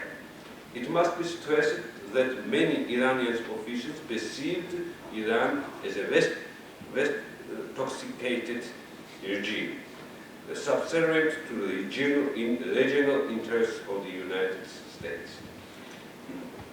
Iranian authorities are absolutely convinced that the problems of the Caucasus can be solved only by the countries of the region, and the presence of non-regional players such as US, Britain, China, or Israel only worsens the situation. However, many Iranian experts believe that Moscow is hardly occupied by domestic political issues today and is not strong enough to defend the Caspian and Caucasus region from external influences. On the other hand, the rapprochement of Georgia with Iran does not correspond to the Russian interests, and Russian officials tried several times to show to Iranians that Georgia is an ally of the United States and it will be used by American side in case of military action against Iran. Georgia contributes to the long-term plan for the US to initiate military action against Iran. Such opinion expressed the director of the Institute of Political Social Studies of Black Sea Caspian region, Zakharov. According to him, Georgia strongly supports deployment of US bases on its territory under the guise of roads, building a landing site for the air forces of the United States. She is contributing to the plans of Washington against Iran. What should be Moscow's response to similar actions of Tbilisi? Adequate? It is clear that relations between the two countries reached an impasse, and it will continue for as long as the President of Georgia is Mikhail Saakashvili. Some they expect, but the situation is now changed. An important change of Georgian-Iranian relations occurred in 2010. It was signed a bilateral agreement on visa-free travel between the two countries, thereby also giving Georgia the distinction of being the only country in the world where both Iranians and Israelis can travel without visa. Direct flights between Tehran and Tbilisi are resumed. A new consulate of Iran is also opened in the seaside city of Batumi, an increasingly popular destination for Iranian tourists. Crucially for Tbilisi, instead of recognizing the independence of Abkhazia and South Ossetia, Iranian foreign minister underlined Iran's support for Georgia's sovereignty and territorial integrity. Further investment deals on transport and energy projects are also outlined. One of the Iranian analysts noted, despite the fact that Mr. Saakashvili had very close relations with Americans and Westerners, and he was a product of one color revolution, and his Minister of Defense was Israeli citizen, he tried to maintain close relations with Iran. Finding the optimal level for cooperation with Iran was one of the greatest challenges for Georgia. A visa-free regime in cooperation in the tourism sector proved to be the area in which Tehran's international constructivism and Tbilisi's pragmatism in preventing the recognition of Abkhazia and South Ossetia converged. In light of American public opinion and the clearly anti-Iranian position of the U.S. Congress, it was not easy for Tbilisi to explain strengthening ties with Iran. With the openness and transparency of its Iran policy, however, Georgia was able to convince the United States that its primary partner in the Caucasus and that is a primary partner of the U.S. and in the Caucasus and had no hidden agenda.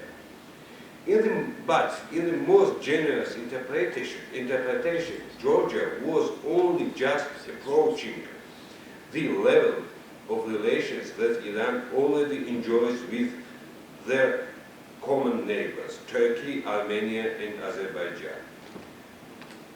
But since Georgia was viewed as a particularly close partner of the United States, this development attracted intense attention.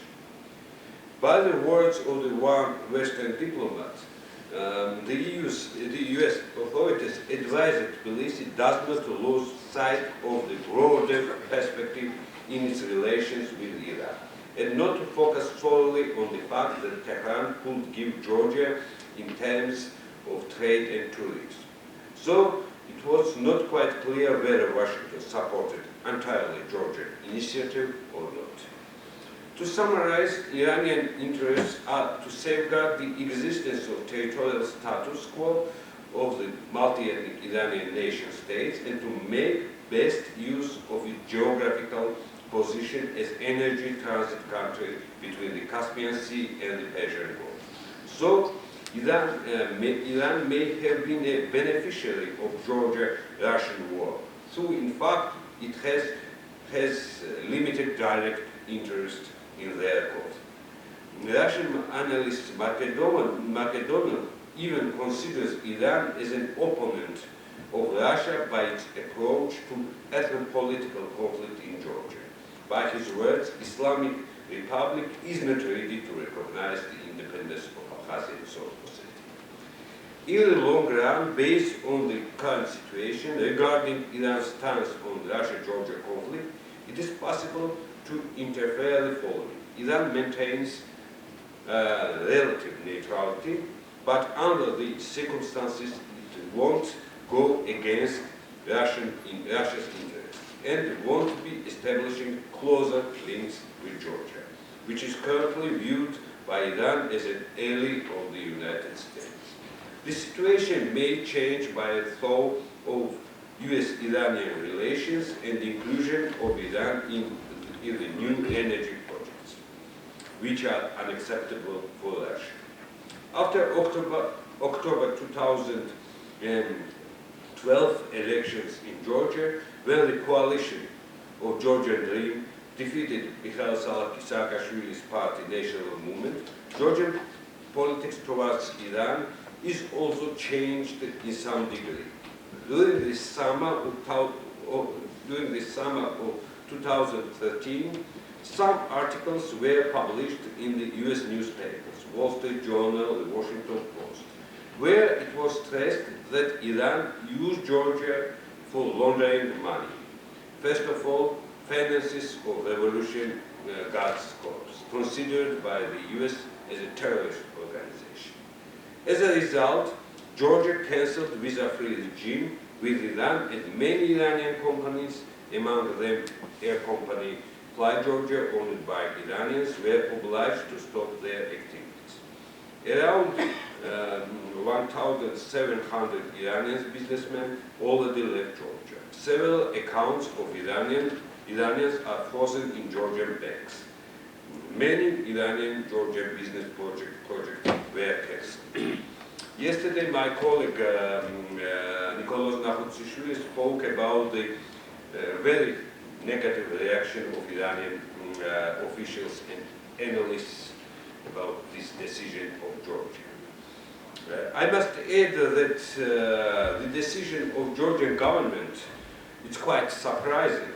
After the presidential elections in Iran, there are some positive signs for the West in its relations with Iran.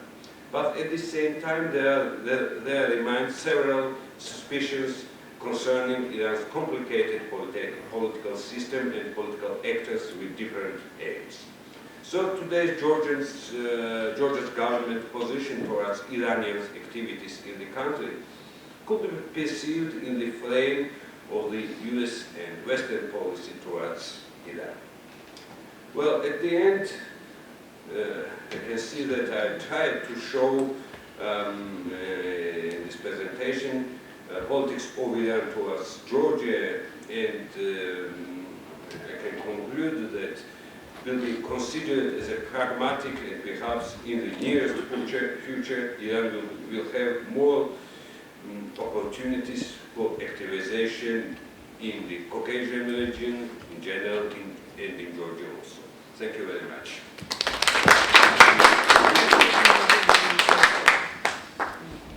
Now we'll have some questions. I think, and since I'm the chair, I'm going to use this power in order to ask the first questions.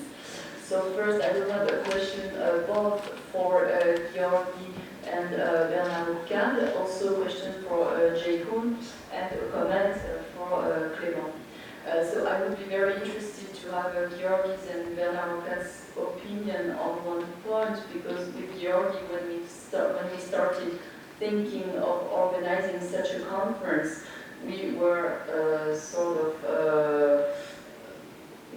we had like problems to find researchers and people doing research on the Caucasus and on Iran relationships and so on contemporary subjects. Like you have people doing research on geopolitical subjects, geostrategic subjects, and so on. But it's very, we couldn't find any Iranian colleagues or local colleagues, so to speak, from the Caucasus doing research on such topics. So we all know that there have been all these changes in visa regulations for Iranian citizens, but so far you have like so many Iranians in Georgia, like Iranian tourists in Algeria, and like real estate agencies, and so you also have quite a lot of Iranians, not quite a lot of Iranians in Armenia, even if relationships between between Azerbaijan and Iran now a bit more complicated. Solmaz Khanum told us that you still have also some Iranians in Baku, and like it's a bit like the artist Azangi, which about whom we had this very interesting presentation yesterday by Mr. Beradze, who was doing some art with traditional European traditions, and not with the cubist and surrealist things of his time. So I was wondering why there is this kind of lack of research. Maybe then a question for Ceyhun.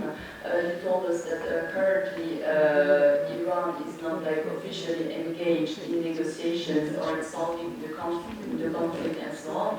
But does it mean that Iran does not have any politics? Like it's not because Iran cannot implement a politics that this country does not have any politics. Maybe they do not have, because as you told us, no country, Iran or other countries, is interested in having some conflicts right like next to its borders.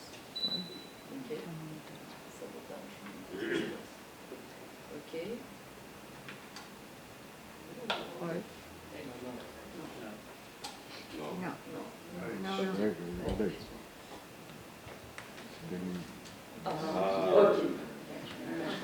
And a comment for Clément regarding the stance of current authorities in Baku towards Azerbaijani Iranians, because currently among high-profile civil servants in Baku, politicians or the authorities, I don't really see any strong proponents of the Azerbaijani cause, so to speak, across the border.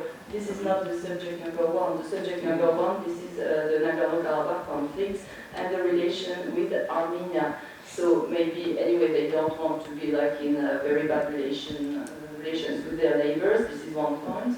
But just to give you an example, I remember that when I was doing some field work in Russia for my PhD, I was meeting with several South Caucasian organizations, and with an Azerbaijani organization, I was talking to this very high-profile former Soviet responsible in Azerbaijan and so on. He was running this Azerbaijani association in Moscow, and he told me, oh, you know, anyway, Azerbaijani Iranians living in the United States, they have only one idea in their minds. This is to put back the Shah on the throne, so they don't care about the Nagorno-Karabakh conflict. Okay, so I don't really see it as a very, again, I don't see a lot of proponents of like the Azerbaijani cause across the Arabs. Thank you very much. Yes, your question is quite, it's a fact. Why there is no French, German, British, US scholars working on the relation between Iran and Caucasus? Or Georgian. But because there is sort of globalization of the problem with Iran. The main topic was how the Shah can be back in Iran, regime change in Iran. So everything was dealing with this political game. We have to find a way for the Shah to be back in Tehran. And so this sort of way of thinking make all the researchers working on Islam and society, on the relation between Iran and the others, the people of Iran with a great P, making revolution and toppling down the Islamic Republic. So all the debate was global. And when the time was more or less finishing of this regime change policy, the nuclear issue came. And so everybody now is working on the nuclear issue, and all the things linked with the nuclear issue. And there is, as a matter of fact, nobody working really on the field. And another main problem is that the policy of the Islamic Republic preventing scholars and young students to go in Iran to work on agriculture, on anthropology, on economy, on history, for security reasons, for different reasons. So we don't have now the population of 200 students having written a PhD on all topics dealing with Iran, with facts in Iran, with religions in Iran, with cities, with economy, history, regional studies, that we cannot rely on these people today. And so the few people left are working on global issues, and there is no people working on the field. That's a matter of fact, because of our international aims towards Iran, global or regime change or nuclear issue, and from the Islamic Republic, preventing foreigners to stay in Iran. So that's the first point. Second one is that we have in Iran a certain institution, especially people working in IPIS, Institute of Political International Studies, the Ministry of Foreign Affairs. And there are several think tanks, especially the center where Mr. Wani was the head, the Center for Strategic Studies. And other think tanks exist in Iran where people are really working on different issues, relation with India, relation with Israel, relation with the Caucasus, and so on, Caspian studies. But these people are unfortunately very linked to Ministry of Foreign Affairs or having political problems and not allowed exactly to work in academic circles than ours. They are participating in meetings in think tanks managed by Center of Strategic Studies of Ministry of Foreign Affairs of all the countries of the world. So this meeting was directly sponsored by the Ministry of Foreign Affairs of Georgia. These people may come, but they are scared of coming here and maybe finding among our academic circles people they would not like to meet. Israeli, of course, but others also. And so the fact that in Iran, the new scholars who have really got a good experience of the relation between Iran and Caucasus, for instance, they cannot come here because they are afraid for their own career and safety. And so this political problem inside Iran for security for the scholars is also a matter of fact that we don't have people coming from IPIS today in this meeting. That's my opinion. Just I wanted to add something because so in this case, why don't you have like European or American scholars working on like Iranian related issues in the Caucasus? Is not maybe there may be also another reason, like when you work on the Caucasus, it's like your old foreign researchers, they tend to look at the Caucasus from Moscow, from Tehran, from Istanbul, and they sort of ignore the local dynamics. Of course, we are in a region which is a kind of crossroad. You have like Iran and Russia and Europe, the US, and you had Persia before, and the Russian Empire, and so on. But you also have some local dynamics, but they are being, I think, a bit ignored by foreign researchers about, of course, political problems. Yes, I do agree with that. That's the reason why there is some problems in Syria and Iraq and in so many places. People, in my opinion, are working too much on global issues and thinking that globalization, everything can be done through internet, so they work on internet, on Twitter and things like that, thinking you can make a revolution with Twitter. You need to be on the field. I'm a geographer, so I'm especially concerned about the fact that if we want to understand even global issues, we have to start from the bottom, and from regional, from local issues. And without this background, this rooted background of facts and study and knowledge of the life of the people on the ground on this earth, it is impossible to solve global issues like Daesh today or people like things like that, which are pretty sophisticated, but without people on the ground and knowledge of sophisticated relation on the ground in Caucasus or any place in the world, global issues are unfortunately can just fail. That's all. That's my sad analysis. I can add only some words about Georgia. So, when that was from global to local, but I think it's local. Yes, so it's local. Same. Well, in Georgia, the situation like this, practically there are some studies about Caucasian-Iranian relations, but it's like expert studies. It's not on academic level. It's a real problem. For Georgia, I think this term expert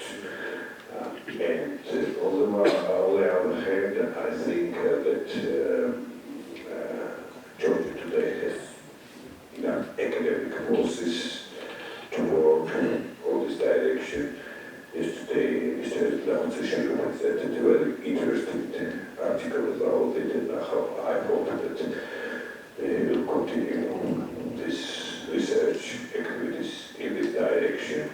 Also, there are some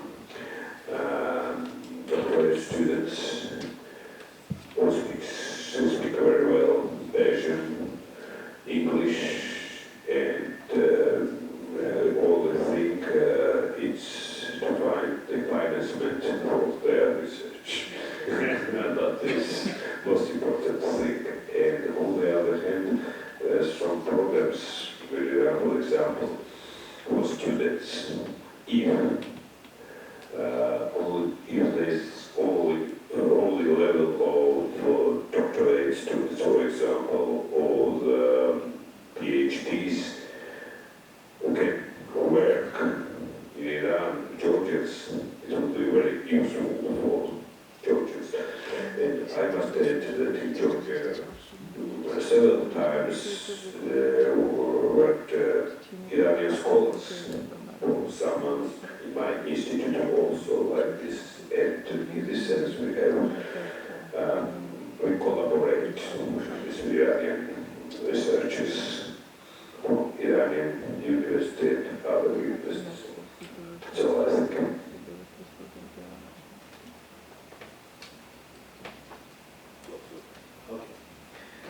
After the ceasefire agreement in 1994, it was established that current status quo. What was the status quo of the Nagorno-Karabakh conflict? The occupation of the approximately 20% of Azerbaijan territories. It's approximately till the 1 million IDPs in the country, and isolation of Armenia by Azerbaijan and Turkey, because after the invasion of the Kazakh, Turkey closed its borders with Armenia, and Armenia was a neighboring country in Georgia, Iran, Azerbaijan, and Turkey. And these two countries just closed. Azerbaijan's main aim was that, but isolation of the Armenian in order to impose him for the negotiation process. But in this case, as we see that there are two countries, Iran and Georgia, opening, and they're like a gate for Armenia for survival. But Turkey, as also the Turkey would have like a key nation, and we just accept Turkey and Iran in the past as the very key ethnic groups living there. We have the cultural very closer. We expect Iran that Iran also will close its border. But Iran didn't do that, but just continue its relation. But, and also economical relation, like transportation relation, and it's like a survival for Armenia. But what is the case? It's the case that Iran was explaining that I'm neutral in this case, I'm a neighboring country, I should have the good relation with this country, I have the, like, investment in this country is normal thing. But from Azerbaijan side, it is like giving the survival to Armenia. So it means that, from Azerbaijan point of view, from his point of view, it is that like a support to Armenia. Because if Iran is not going to have these relations, so Armenia will give up, and that will make him forthcoming. But what is the interesting thing is that still Georgia is also like a gate for Armenia. And we have a huge investment to Georgia. And very good relations, but we never accused Georgia to close the border with them. But we just accused Iran to do it. So the question is that why? Because the identity issue. Because we say that it is the Muslim, the Iran is Islamic State, for Shia Islamic State, and Azerbaijan majority are Shias. It should act like an Islamic State, but we just analyzing the Iran foreign policy. We say that it is not Islamic State, but pragmatic, like just carrying out its national interest there. So it is this kind of the issue, but still we say that yes, from our Azerbaijan position, Iran is just supporting Armenia and just keeping the status quo. But Azerbaijan is not acceptable, the current status quo. So from this perspective, we can say that Iran's today's policy is for Armenia to be supporting the current status quo. Okay, but it means that Tehran does not have a kind of plan of settlement? Or For Iran is that after the ceasefire, there was established the status quo, which continues 18 years, yes, so 20 years. So the neighboring country is still just happy to live this condition. There is no war. It is like a conditional stability. So it is not threatening the border of Iran, and there is no like the refugees which will come. There is no like mobility from Iran to the Nagorno-Karabakh. And so that's why maybe this the current situation conditionally is acceptable for Iran.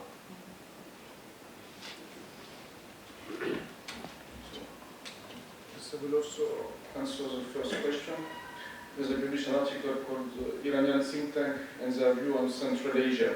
So you have many quarterlies in Persian language dealing with Central Asia and the Caucasus. So after the fall of the Soviet Union, there was a huge effort in Iran to produce intellectual research on Central Asia and the Caucasus. There is a quarterly called Amudalia, there is a quarterly called Central Asia and the Caucasus. I have a list of published articles, I can send it to you. So you can find many scholars working on this issue in Iran. But the problem, as Bernard said, is that they're very close to the political power. But maybe it's not so different in France or in other countries. So I will be careful dealing with this issue, saying that in Iran is different than elsewhere. But at least I think we have available for historians, for historiography is very important to read this source in the Persian language. But I think also the other problem, at least in France, is the Turkish lobby. And we go to the second question after, with the Turkish lobby. That when you deal with Azerbaijan or northern part of Iran, you have scholars specialized in Turkey dealing on this issue and not on Iran. So if you go to Yerevan State University, you will have what they call Talesh studies, and they deal with the southern part of Azerbaijan, saying that the Talesh should be independent or closer to Iran. And if you go to Azerbaijan, you have this, is what I said in my article that I published already, is that they see the Azeri question in Iran as a minority issue. But as you said, Azeri are nationalists also, but Iranian nationalists. The supreme leader of Iran is Azeri, the head of the opposition, Hossein Mousavi, is Azeri, Bazari are Azeri, many mullahs are Azeri. So it's not, you cannot have a look at the Azeri issue in Iran as a minority issue. This minority work for the Baluch, for the Kurds, but not for Azeri. But this misreading, this misperception among scholars is based on this Turkish, pan-Turkish background. And this is what I explained in my article. And I did field work in Azeri province in northern Iran. I published an article also about the Armenian minority in Iran, based on field work. Because when you're French in Iran, we are very close to Armenians. So it's really easy to meet the Armenian community and to be part of the group and to interview people. This is very possible to do that. And there is articles. And you have in the literature, the main author is Brenda Schiffer, but the problem is that she's she's going to Azerbaijan and she's based in Israel, so she has this view, as I said before, about the minority. You have a book also of Gilles Rio, it's the same, it knows the Turkish view. So yes, it's a sensitive issue also, this issue of minority, because in the confrontation, Bernard explained that there's a global issue and the local issue, but I think ethnic issues are part of regime change. So it's also a topic that is studied in the West as a tool to confront Iran. And this is the main problem of this field work, I think, from the Iranian perspective. Then I give you the floor, I'm sorry. No, just what I was trying to say is that you have this kind of obsession of Baku and Azerbaijani authorities among researchers. I'm not talking about neighboring countries, Iran and so on, about, for instance, maybe French or other researchers working on the Caucasus and Azerbaijan, like of Baku being obsessed by Azerbaijanis in Iran. Now, their obsession is the Nagorno-Karabakh conflict. They just don't want to have problem with Iran, and anyway, I don't think that they are really thrilled and very interested in the situation of their kins across the Araz. Apart maybe from the Persian-speaking populations which we talked about yesterday, and maybe some people living in the Great South, like in Mekoran, Masaleh, and so on. So I think it may be a bias of people working on Iran. And you don't have so many French scholars, specialists of Turkey or the Turkish space, Turkish space, which are really interested in Azerbaijan. Like they are interested in Turkey, and then you have a kind of drop to Central Asia, and plus these are people who are Sovietologist in general. No, this is true, but what I'm saying is just that if you go to the literature or the politician myself, so I'm reading books, and if you read books produced in Azerbaijan or Turkish experts, you will have this trend of characterizing the minority, the Azeri as a minority in Iran. And I'm just saying, as a scholar being based in Iran for a long time, but this is a mistake. I'm not challenging the fact that in Azerbaijan they are obsessed by this. I'm just saying if you read the book of Brenda Schaeffer, but if you read the book of Brenda Schaeffer, she was based in Azerbaijan, she worked from Azerbaijan, she used source from Azerbaijan, she's watching Azeri TV. Yes, but of course, but she will develop a narrative regarding the Azeri in Iran. It's what I describe in my paper. I use the source. After, I'm not saying that the president of Azerbaijan now is obsessed by this, but before it was the case, in the 1990s. Yeah, it was the case in the 1990s, yes. as you had people Your source very, about this. This is clear. Turkic and Turkish medias and so on. You know, as the representative of the Azerbaijan, yes. I wanted to give our view why we just say next to minority. Okay, the topic is not the collapse of Iran, the separation. No, it's not that. But the issue is that are they a minority or not? There is such kinds of understanding. In the constitution of Iran, is it written that the Azerbaijanis and Persians are the main founder of the nation? Is it written? I think no. By the way, in Georgian newly established constitution, yes, there is also the Abkhazian and Georgians. They are the founder of the state, as I know. So if it is not written, so if the main language is Persian, the territorial nation is Persian, so the other nations are minority.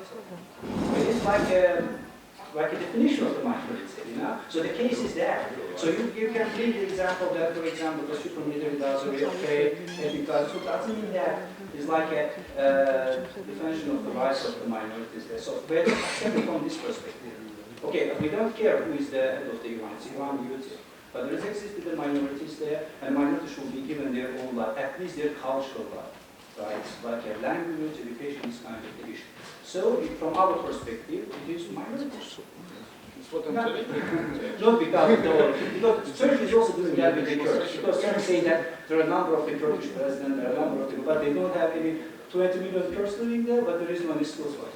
So I'm the Turk, but I'm just criticizing Turkey. Because of the minority right is very important. Thank you very much. So some questions from the floor.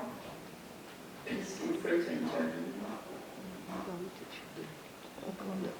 Yes, answer a little bit to about minority. As a matter of fact, if you are here in Iran, people are Azeri, 20 people are speaking Azeris, are minority here. But taking into account the language they speak. But in daily life, you are something else, you are somebody else. They are engineers, we are all scholars here. The unity between us, we have more or less got a PhD, all of us. So we are sharing the same knowledge. We are the majority. Our identity is the language of our father, or the language we are speaking at home, or the fact that we are scholars having a PhD. In my opinion, in Iran especially, the new middle class is quite important. What is important is the fact that 99% or 90% or 80% of the identity of the people, all the people from Baluchistan to Tabriz, from Ahvaz to Bab Mashhad, they are sharing now the same culture of technology, of globalization, of Islam, and things like that. And regional ethnic identity is of course important.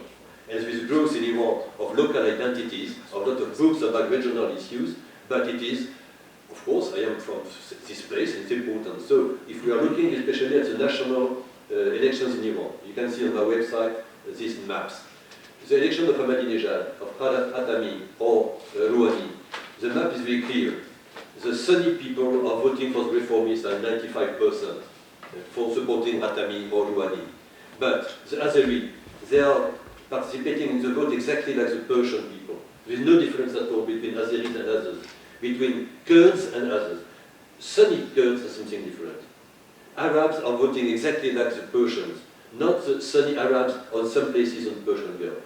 So when Iranians are participating in national elections, they are participating as Iranian citizens. Row this guy against this guy and so on. Voting for local election for the Majlis, that's different. They are of course supporting an Azeri candidate and not a Pasdar coming from Shiraz candidate in Mahabad. That's very clear. Yeah. So there are different levels of identity. I do agree that we have got minorities. I am here as minorities, but I don't feel here in the minority. We are scholars participating in the same debate.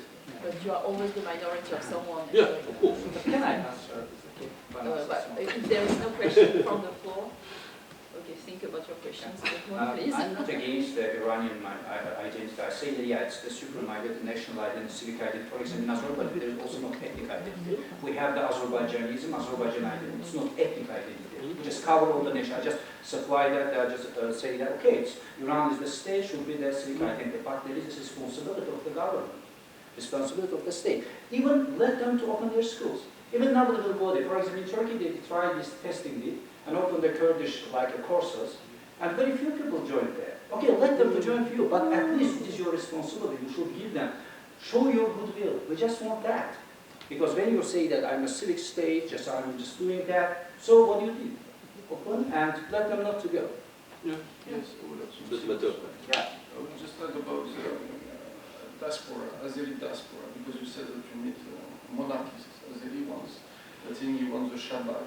No, he didn't want. Yeah. I was just saying that, the obsession of Azerbaijani Iranians in the United States is to put the Shah back to the throne. But So they don't care about Nagorno-Karabakh. But I would say that there is a diversity in this diaspora, because you have all the group also paid by the US to promote ethnic diversity inside Iran. And this part of the regime change program financed by the American Congress.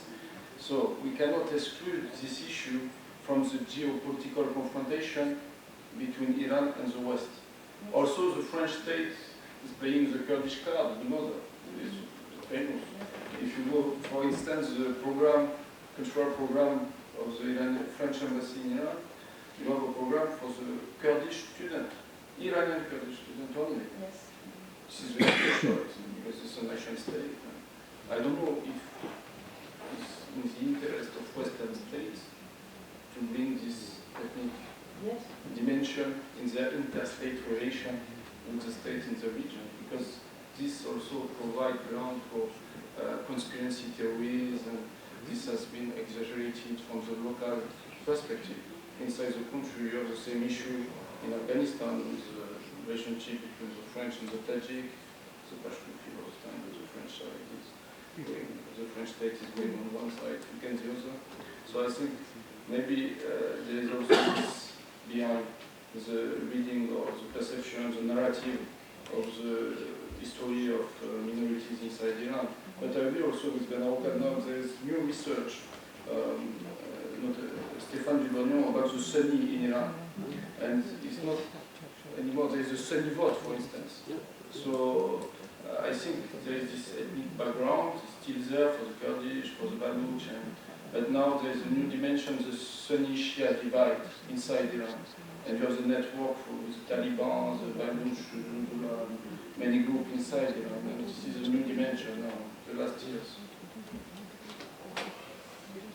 So, did it give you some ideas about questions about this panel, or maybe another panel in order to close the conference? You partly answered my question, actually. My first question. It has to be remembered that the border between Iran and this area was sealed for a long time. It was sealed. No human exchanges, no trade. So my question was, is there now in the academia in Iran an interest in this area, but not only the scholars, but are there decent departments of Caucasian studies in the university? Is there an interest from students, not only from professors? Is this an area that the youth is looking at or not? This was my first question. You partly answered this. The second one is, when you look at Iran since the end of the Iran-Iraq war, it's been more or less a stable country, at peace with itself, at peace with its neighbors, somehow. But it's already something when you compare all the turmoil that has been happening in this area for the last 25 years. Why isn't Iran able to make a fruitful use in its diplomacy of its stability? Comment faire fructifier la stabilité de 25 ans? You touched the issue of the mediation in the 90s, but do you think that Iran might be able again to play a mediation role anywhere in its neighborhood, using this stability? It's a question to all of you. May try to. That's the question. Iranians have got everything in their pocket on the table, all the capacity for the future, the best state in the world, and unable to do basic things. In my opinion, in that they don't have, they are not successful in working together the three levels of their own identity. So the national level, the border, speaking geopolitics, the border states, the Islamic dimension, and the global dimension. These three levels of the Iranian identity, they are Iranians, they are Shia, and they are selling oil and having a strong neo-bourgeoisie. And inside Iran, these three levels, which are very important, and no level can be put down until zero. At least they are 10 to 20% of the identity of Iranian are Islamic. Even if you are against Islam in Iran, you are from Islamic and Shia culture. So they weren't able to discuss clearly about that. They are against the West, so you cannot discuss clearly about globalization. Globalization for them, no, it's just domination from the US. So it's impossible to have a real link. So I think the lack of cultural, political, social dialogue inside Iran among the elite is quite a problem for censorship. As I told you previously about the fact that Ministry of Foreign Affairs, as it has been said, a lot of studies are made on Central Asia and the former Soviet Union, but these people are not able or allowed to come here for domestic reasons.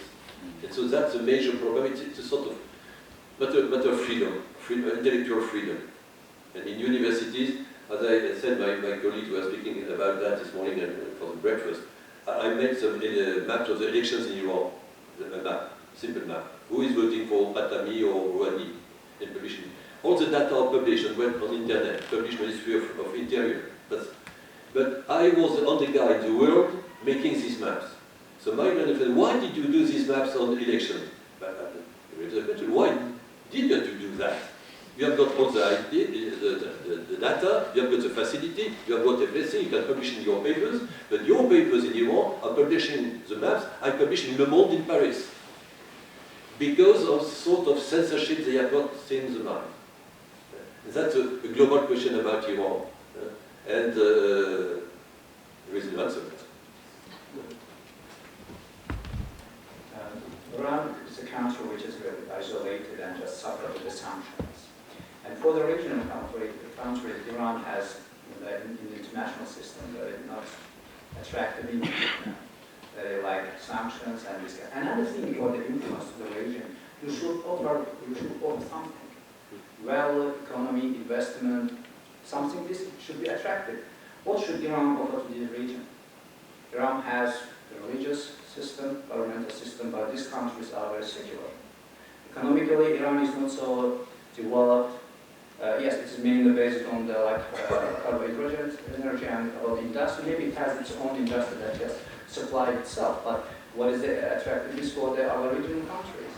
And so in this case, and what about the democracy, liberty, the supremacy of the law, the protection of the human rights? These are very important issues. Is Iran available to offer this issue? So I think that in this case, Iran's isolation and lack of these values is making less attractive Iran for the regional countries.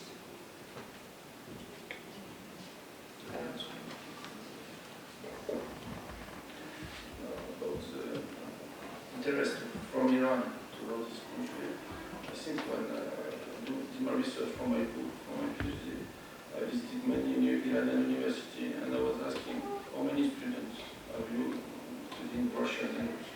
Because I think that this region for Iran is part of the Persian Empire, is Iran's Amin, and about this nationalist view of the area, but also the view that this is Soviet Shurabi, they say. If you travel in the villages there, they call it Shurabi. So this is very interesting because that means that the divide between separation, 18 years and everything, is still in the mind of the people. But the number of students studying Russian language is very low compared to students studying English. Obviously. Even in Iran University, and we have, at the time I was in Iran in 2007, there were only 3 universities teaching the Russian language, and the students were more keen to learn English. And the second part of your question is about the potential for Iran to be a stabilizing power. I think, as Bernard said, it's an internal issue. We have to study the domestic policy of Iran because I was in Afghanistan this summer and in Iraq, and Afghan was telling me, which Iran are you talking about? The Iran of the government or the Iran of the Revolutionary Guard? So it depends. I think that there is not one Iranian policy. There is many Iranian policies. This is the main problem when you are analysts or scholars. You want to study Iran's regional role. It's a special approach of foreign policy. To have many positions at the same time. And for instance, in Afghanistan, we have the same interests as Iran, but they can cooperate sometimes with the Taliban, who are their enemy in general.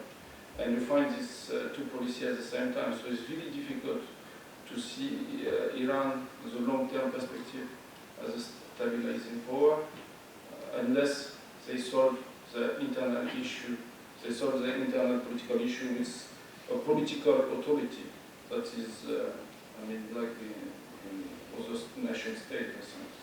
Because on the ground you see that there is many opinions regarding Iran, but still we have to have a dialogue with Iran, I think, for the foreign powers at least, because this is a regional superpower. To add something about the first part of the question of Mr. Ambassador, I'm not a specialist of Iran, I'm a specialist of the Caucasus. I have strong links with Turkey, but of course I try to research and be interested in all neighboring countries. And I was in Iran in May with, among other things, the aim of finding Iranian colleagues for this conference, not only for that, but also for that.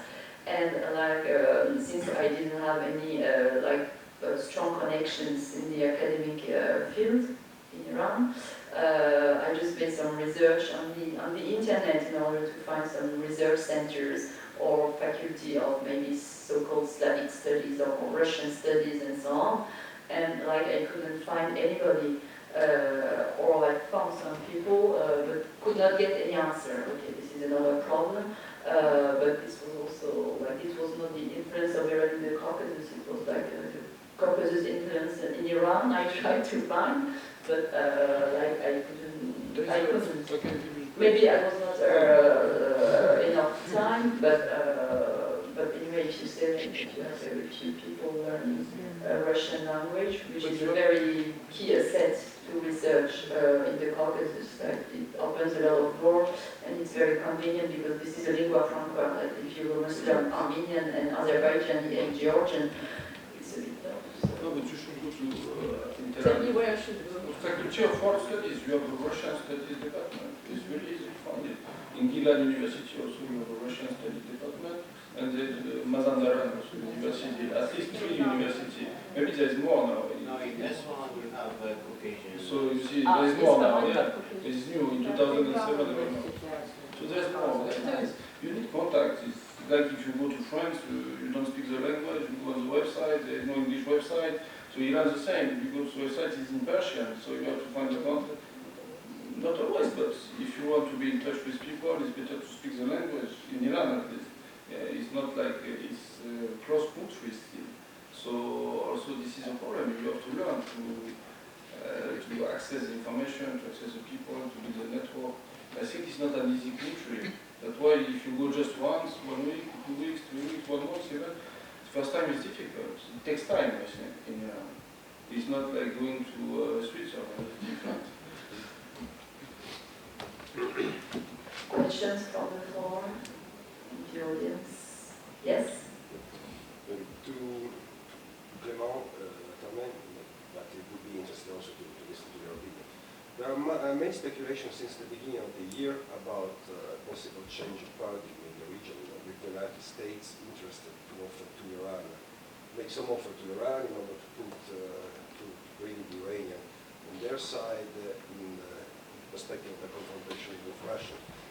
And I agree with you that indeed Russian has been using Iran during the last 20 years like a bargaining chip in their relationship with the West. So the issue is there in Iran some resentment towards the Russians for the fact that they are not playing fairly with them. So this perspective of changing paradigm in Iran going again to the side of Europe, the American geopolitics in the region is realistic, or they are just speculation? You don't see any scenario of this kind in the future? As an historian, I prefer not to speak about the future. But what I can say about the Iranian perception of Russia, I think in Iran, even the political elite are fully aware of this Russian ambivalence or ambiguity towards Iran, but they have no other choice. That means when you have a confrontation with the US, you need countries that are able to resist American imperialism. Because you need China, you need Russia, because like European country, we apply American law. I mean, you have to understand there is no MasterCard, no for the banking, the transfer. I mean, you cannot, if you're ally of the US, you will choose always the US against Iran. So you can say that like Iran that this is unfair. It is unfair. International politics is unfair, but this is a fact. So they need countries that are not applying American law, and this is Russia and China. So this is very clear from the Iranian political elite perspective, but I think for more the popular level, the bottom-up approach, when you ask Iranian people about what they're feeling about Russia, a survey saying that more than 90% of Iranian population have a negative image of Russia. This is a real university survey. But after, when I was there, I interviewed people, they were respecting the Russian power, the Russian intelligence about international politics, but there's a distrust of Russia because it's, as it was said before, it's a historical enemy of Iran, and given the territories here in the Caucasus that were disputed in the 19th century between Iran and Russia, and also after the First War, the massacre of Imam Reza, Mausoleum, the Russian massacre, the memory is still lively. And the Russian, the white Russian also is interesting, the white Russian who came to Iran at the beginning of the 20th century, they changed their identity to become Iranian. So there is no tolerance in the Iranian society that to be Russian, to really appear as a Russian. Even the long term, if you look at the immigrants, it's interesting also. And but about the prospect of a detente with the West, I think it's very difficult to say because there is also different interests inside the system. Iranian political system, you have a group like Rafsanjani and Rouhani who have an interest to improve the relation with the West. The oil ministry also is open to at least start cooperation with Western company because they need Western technology for the oil and gas sector. This is national interest. But with Russia as a competitor because they are oil and gas producer host country. So they don't have shared interest.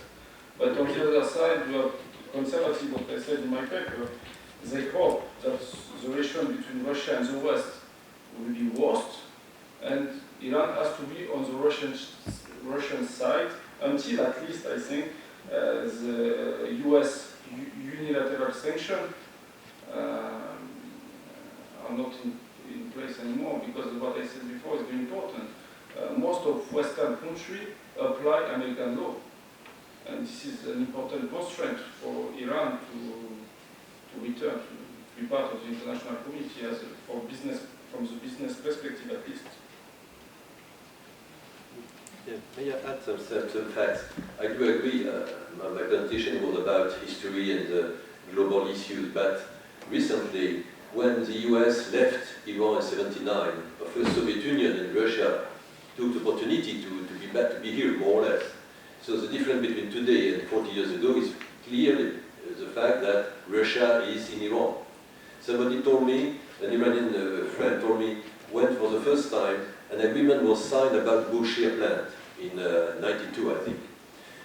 He was surprised that all the Russian people coming to Bushehr, the technician people, not political people, coming there and going on the seaside and taking out their shoes and going inside the water of the Persian Gulf, and people taking pictures of that. They have access to the warm seas for the first time, and they are the first Russian being there. And they were so happy to have a picture of that. And as a matter of fact, during the last 20 years, 1,500 Russians are working in Bushehr. They are Russian, that's a matter of fact. Mr. Rouhani met Mr. Putin for the first time last week, fourth time, in 1 year. Private negotiation with Mr. Putin, that's the first time. Mr. Putin was the first leader of Russia after Stalin going to Tehran 6 years ago. First time from Stalin, I think in 41. So the relation between Russia and Iran have strengthened for military relations also. All the weapons, the jet fighters and the missiles of Iran are from more or less Russian origin. It was from US origin previously. So these basic facts are quite important, even if there are cultural, political problems. Also the fact that because of Georgia is independent, Turkmenistan, Azerbaijan, now this buffer state exists between Russia and Iran. That's also a matter of fact. So they can have a deal with Russia, which is no longer on the border, except in Caspian Sea. Right? So on different fields, things have changed during the last 40 years. And especially today, since in Iran, for Iran today, the nuclear issue, the negotiation on nuclear issue are the most important and the only big problem. The others are not important for Iran today. Russia, of course, is more or less on the side of Iran, as they would like to sort of get the situation as soon as possible to resume economic relations with Iran. And so, even if Russia and Iran have got a negative background, today, because of the facts of history, things are changed. But I don't mean that there is no problem, but the balance of power has changed.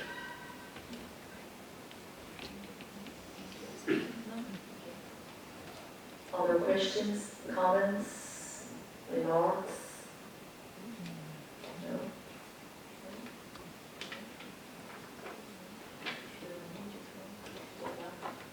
Okay. So, okay, I did not prepare any conclusions, so just to, of course, to thank everybody, all the partners of this event, Ilia State University, l'Institut français de Géorgie, service de coopération d'action culturelle de l'ambassade de France en Iran, et à Yerevan, the Cultural Department of the French Embassy in Yerevan, Iran, Cultural Department of the Iranian Embassy here in Tbilisi, Rustaveli Foundation, of course, I think I didn't forget anybody, and thank you to the public and the audience for coming, and hope to see you again, and now we will have lunch for the participants at 1 o'clock, so thank you for coming. Next program is about Caucasian families in Iran. Yes. Thank you very much.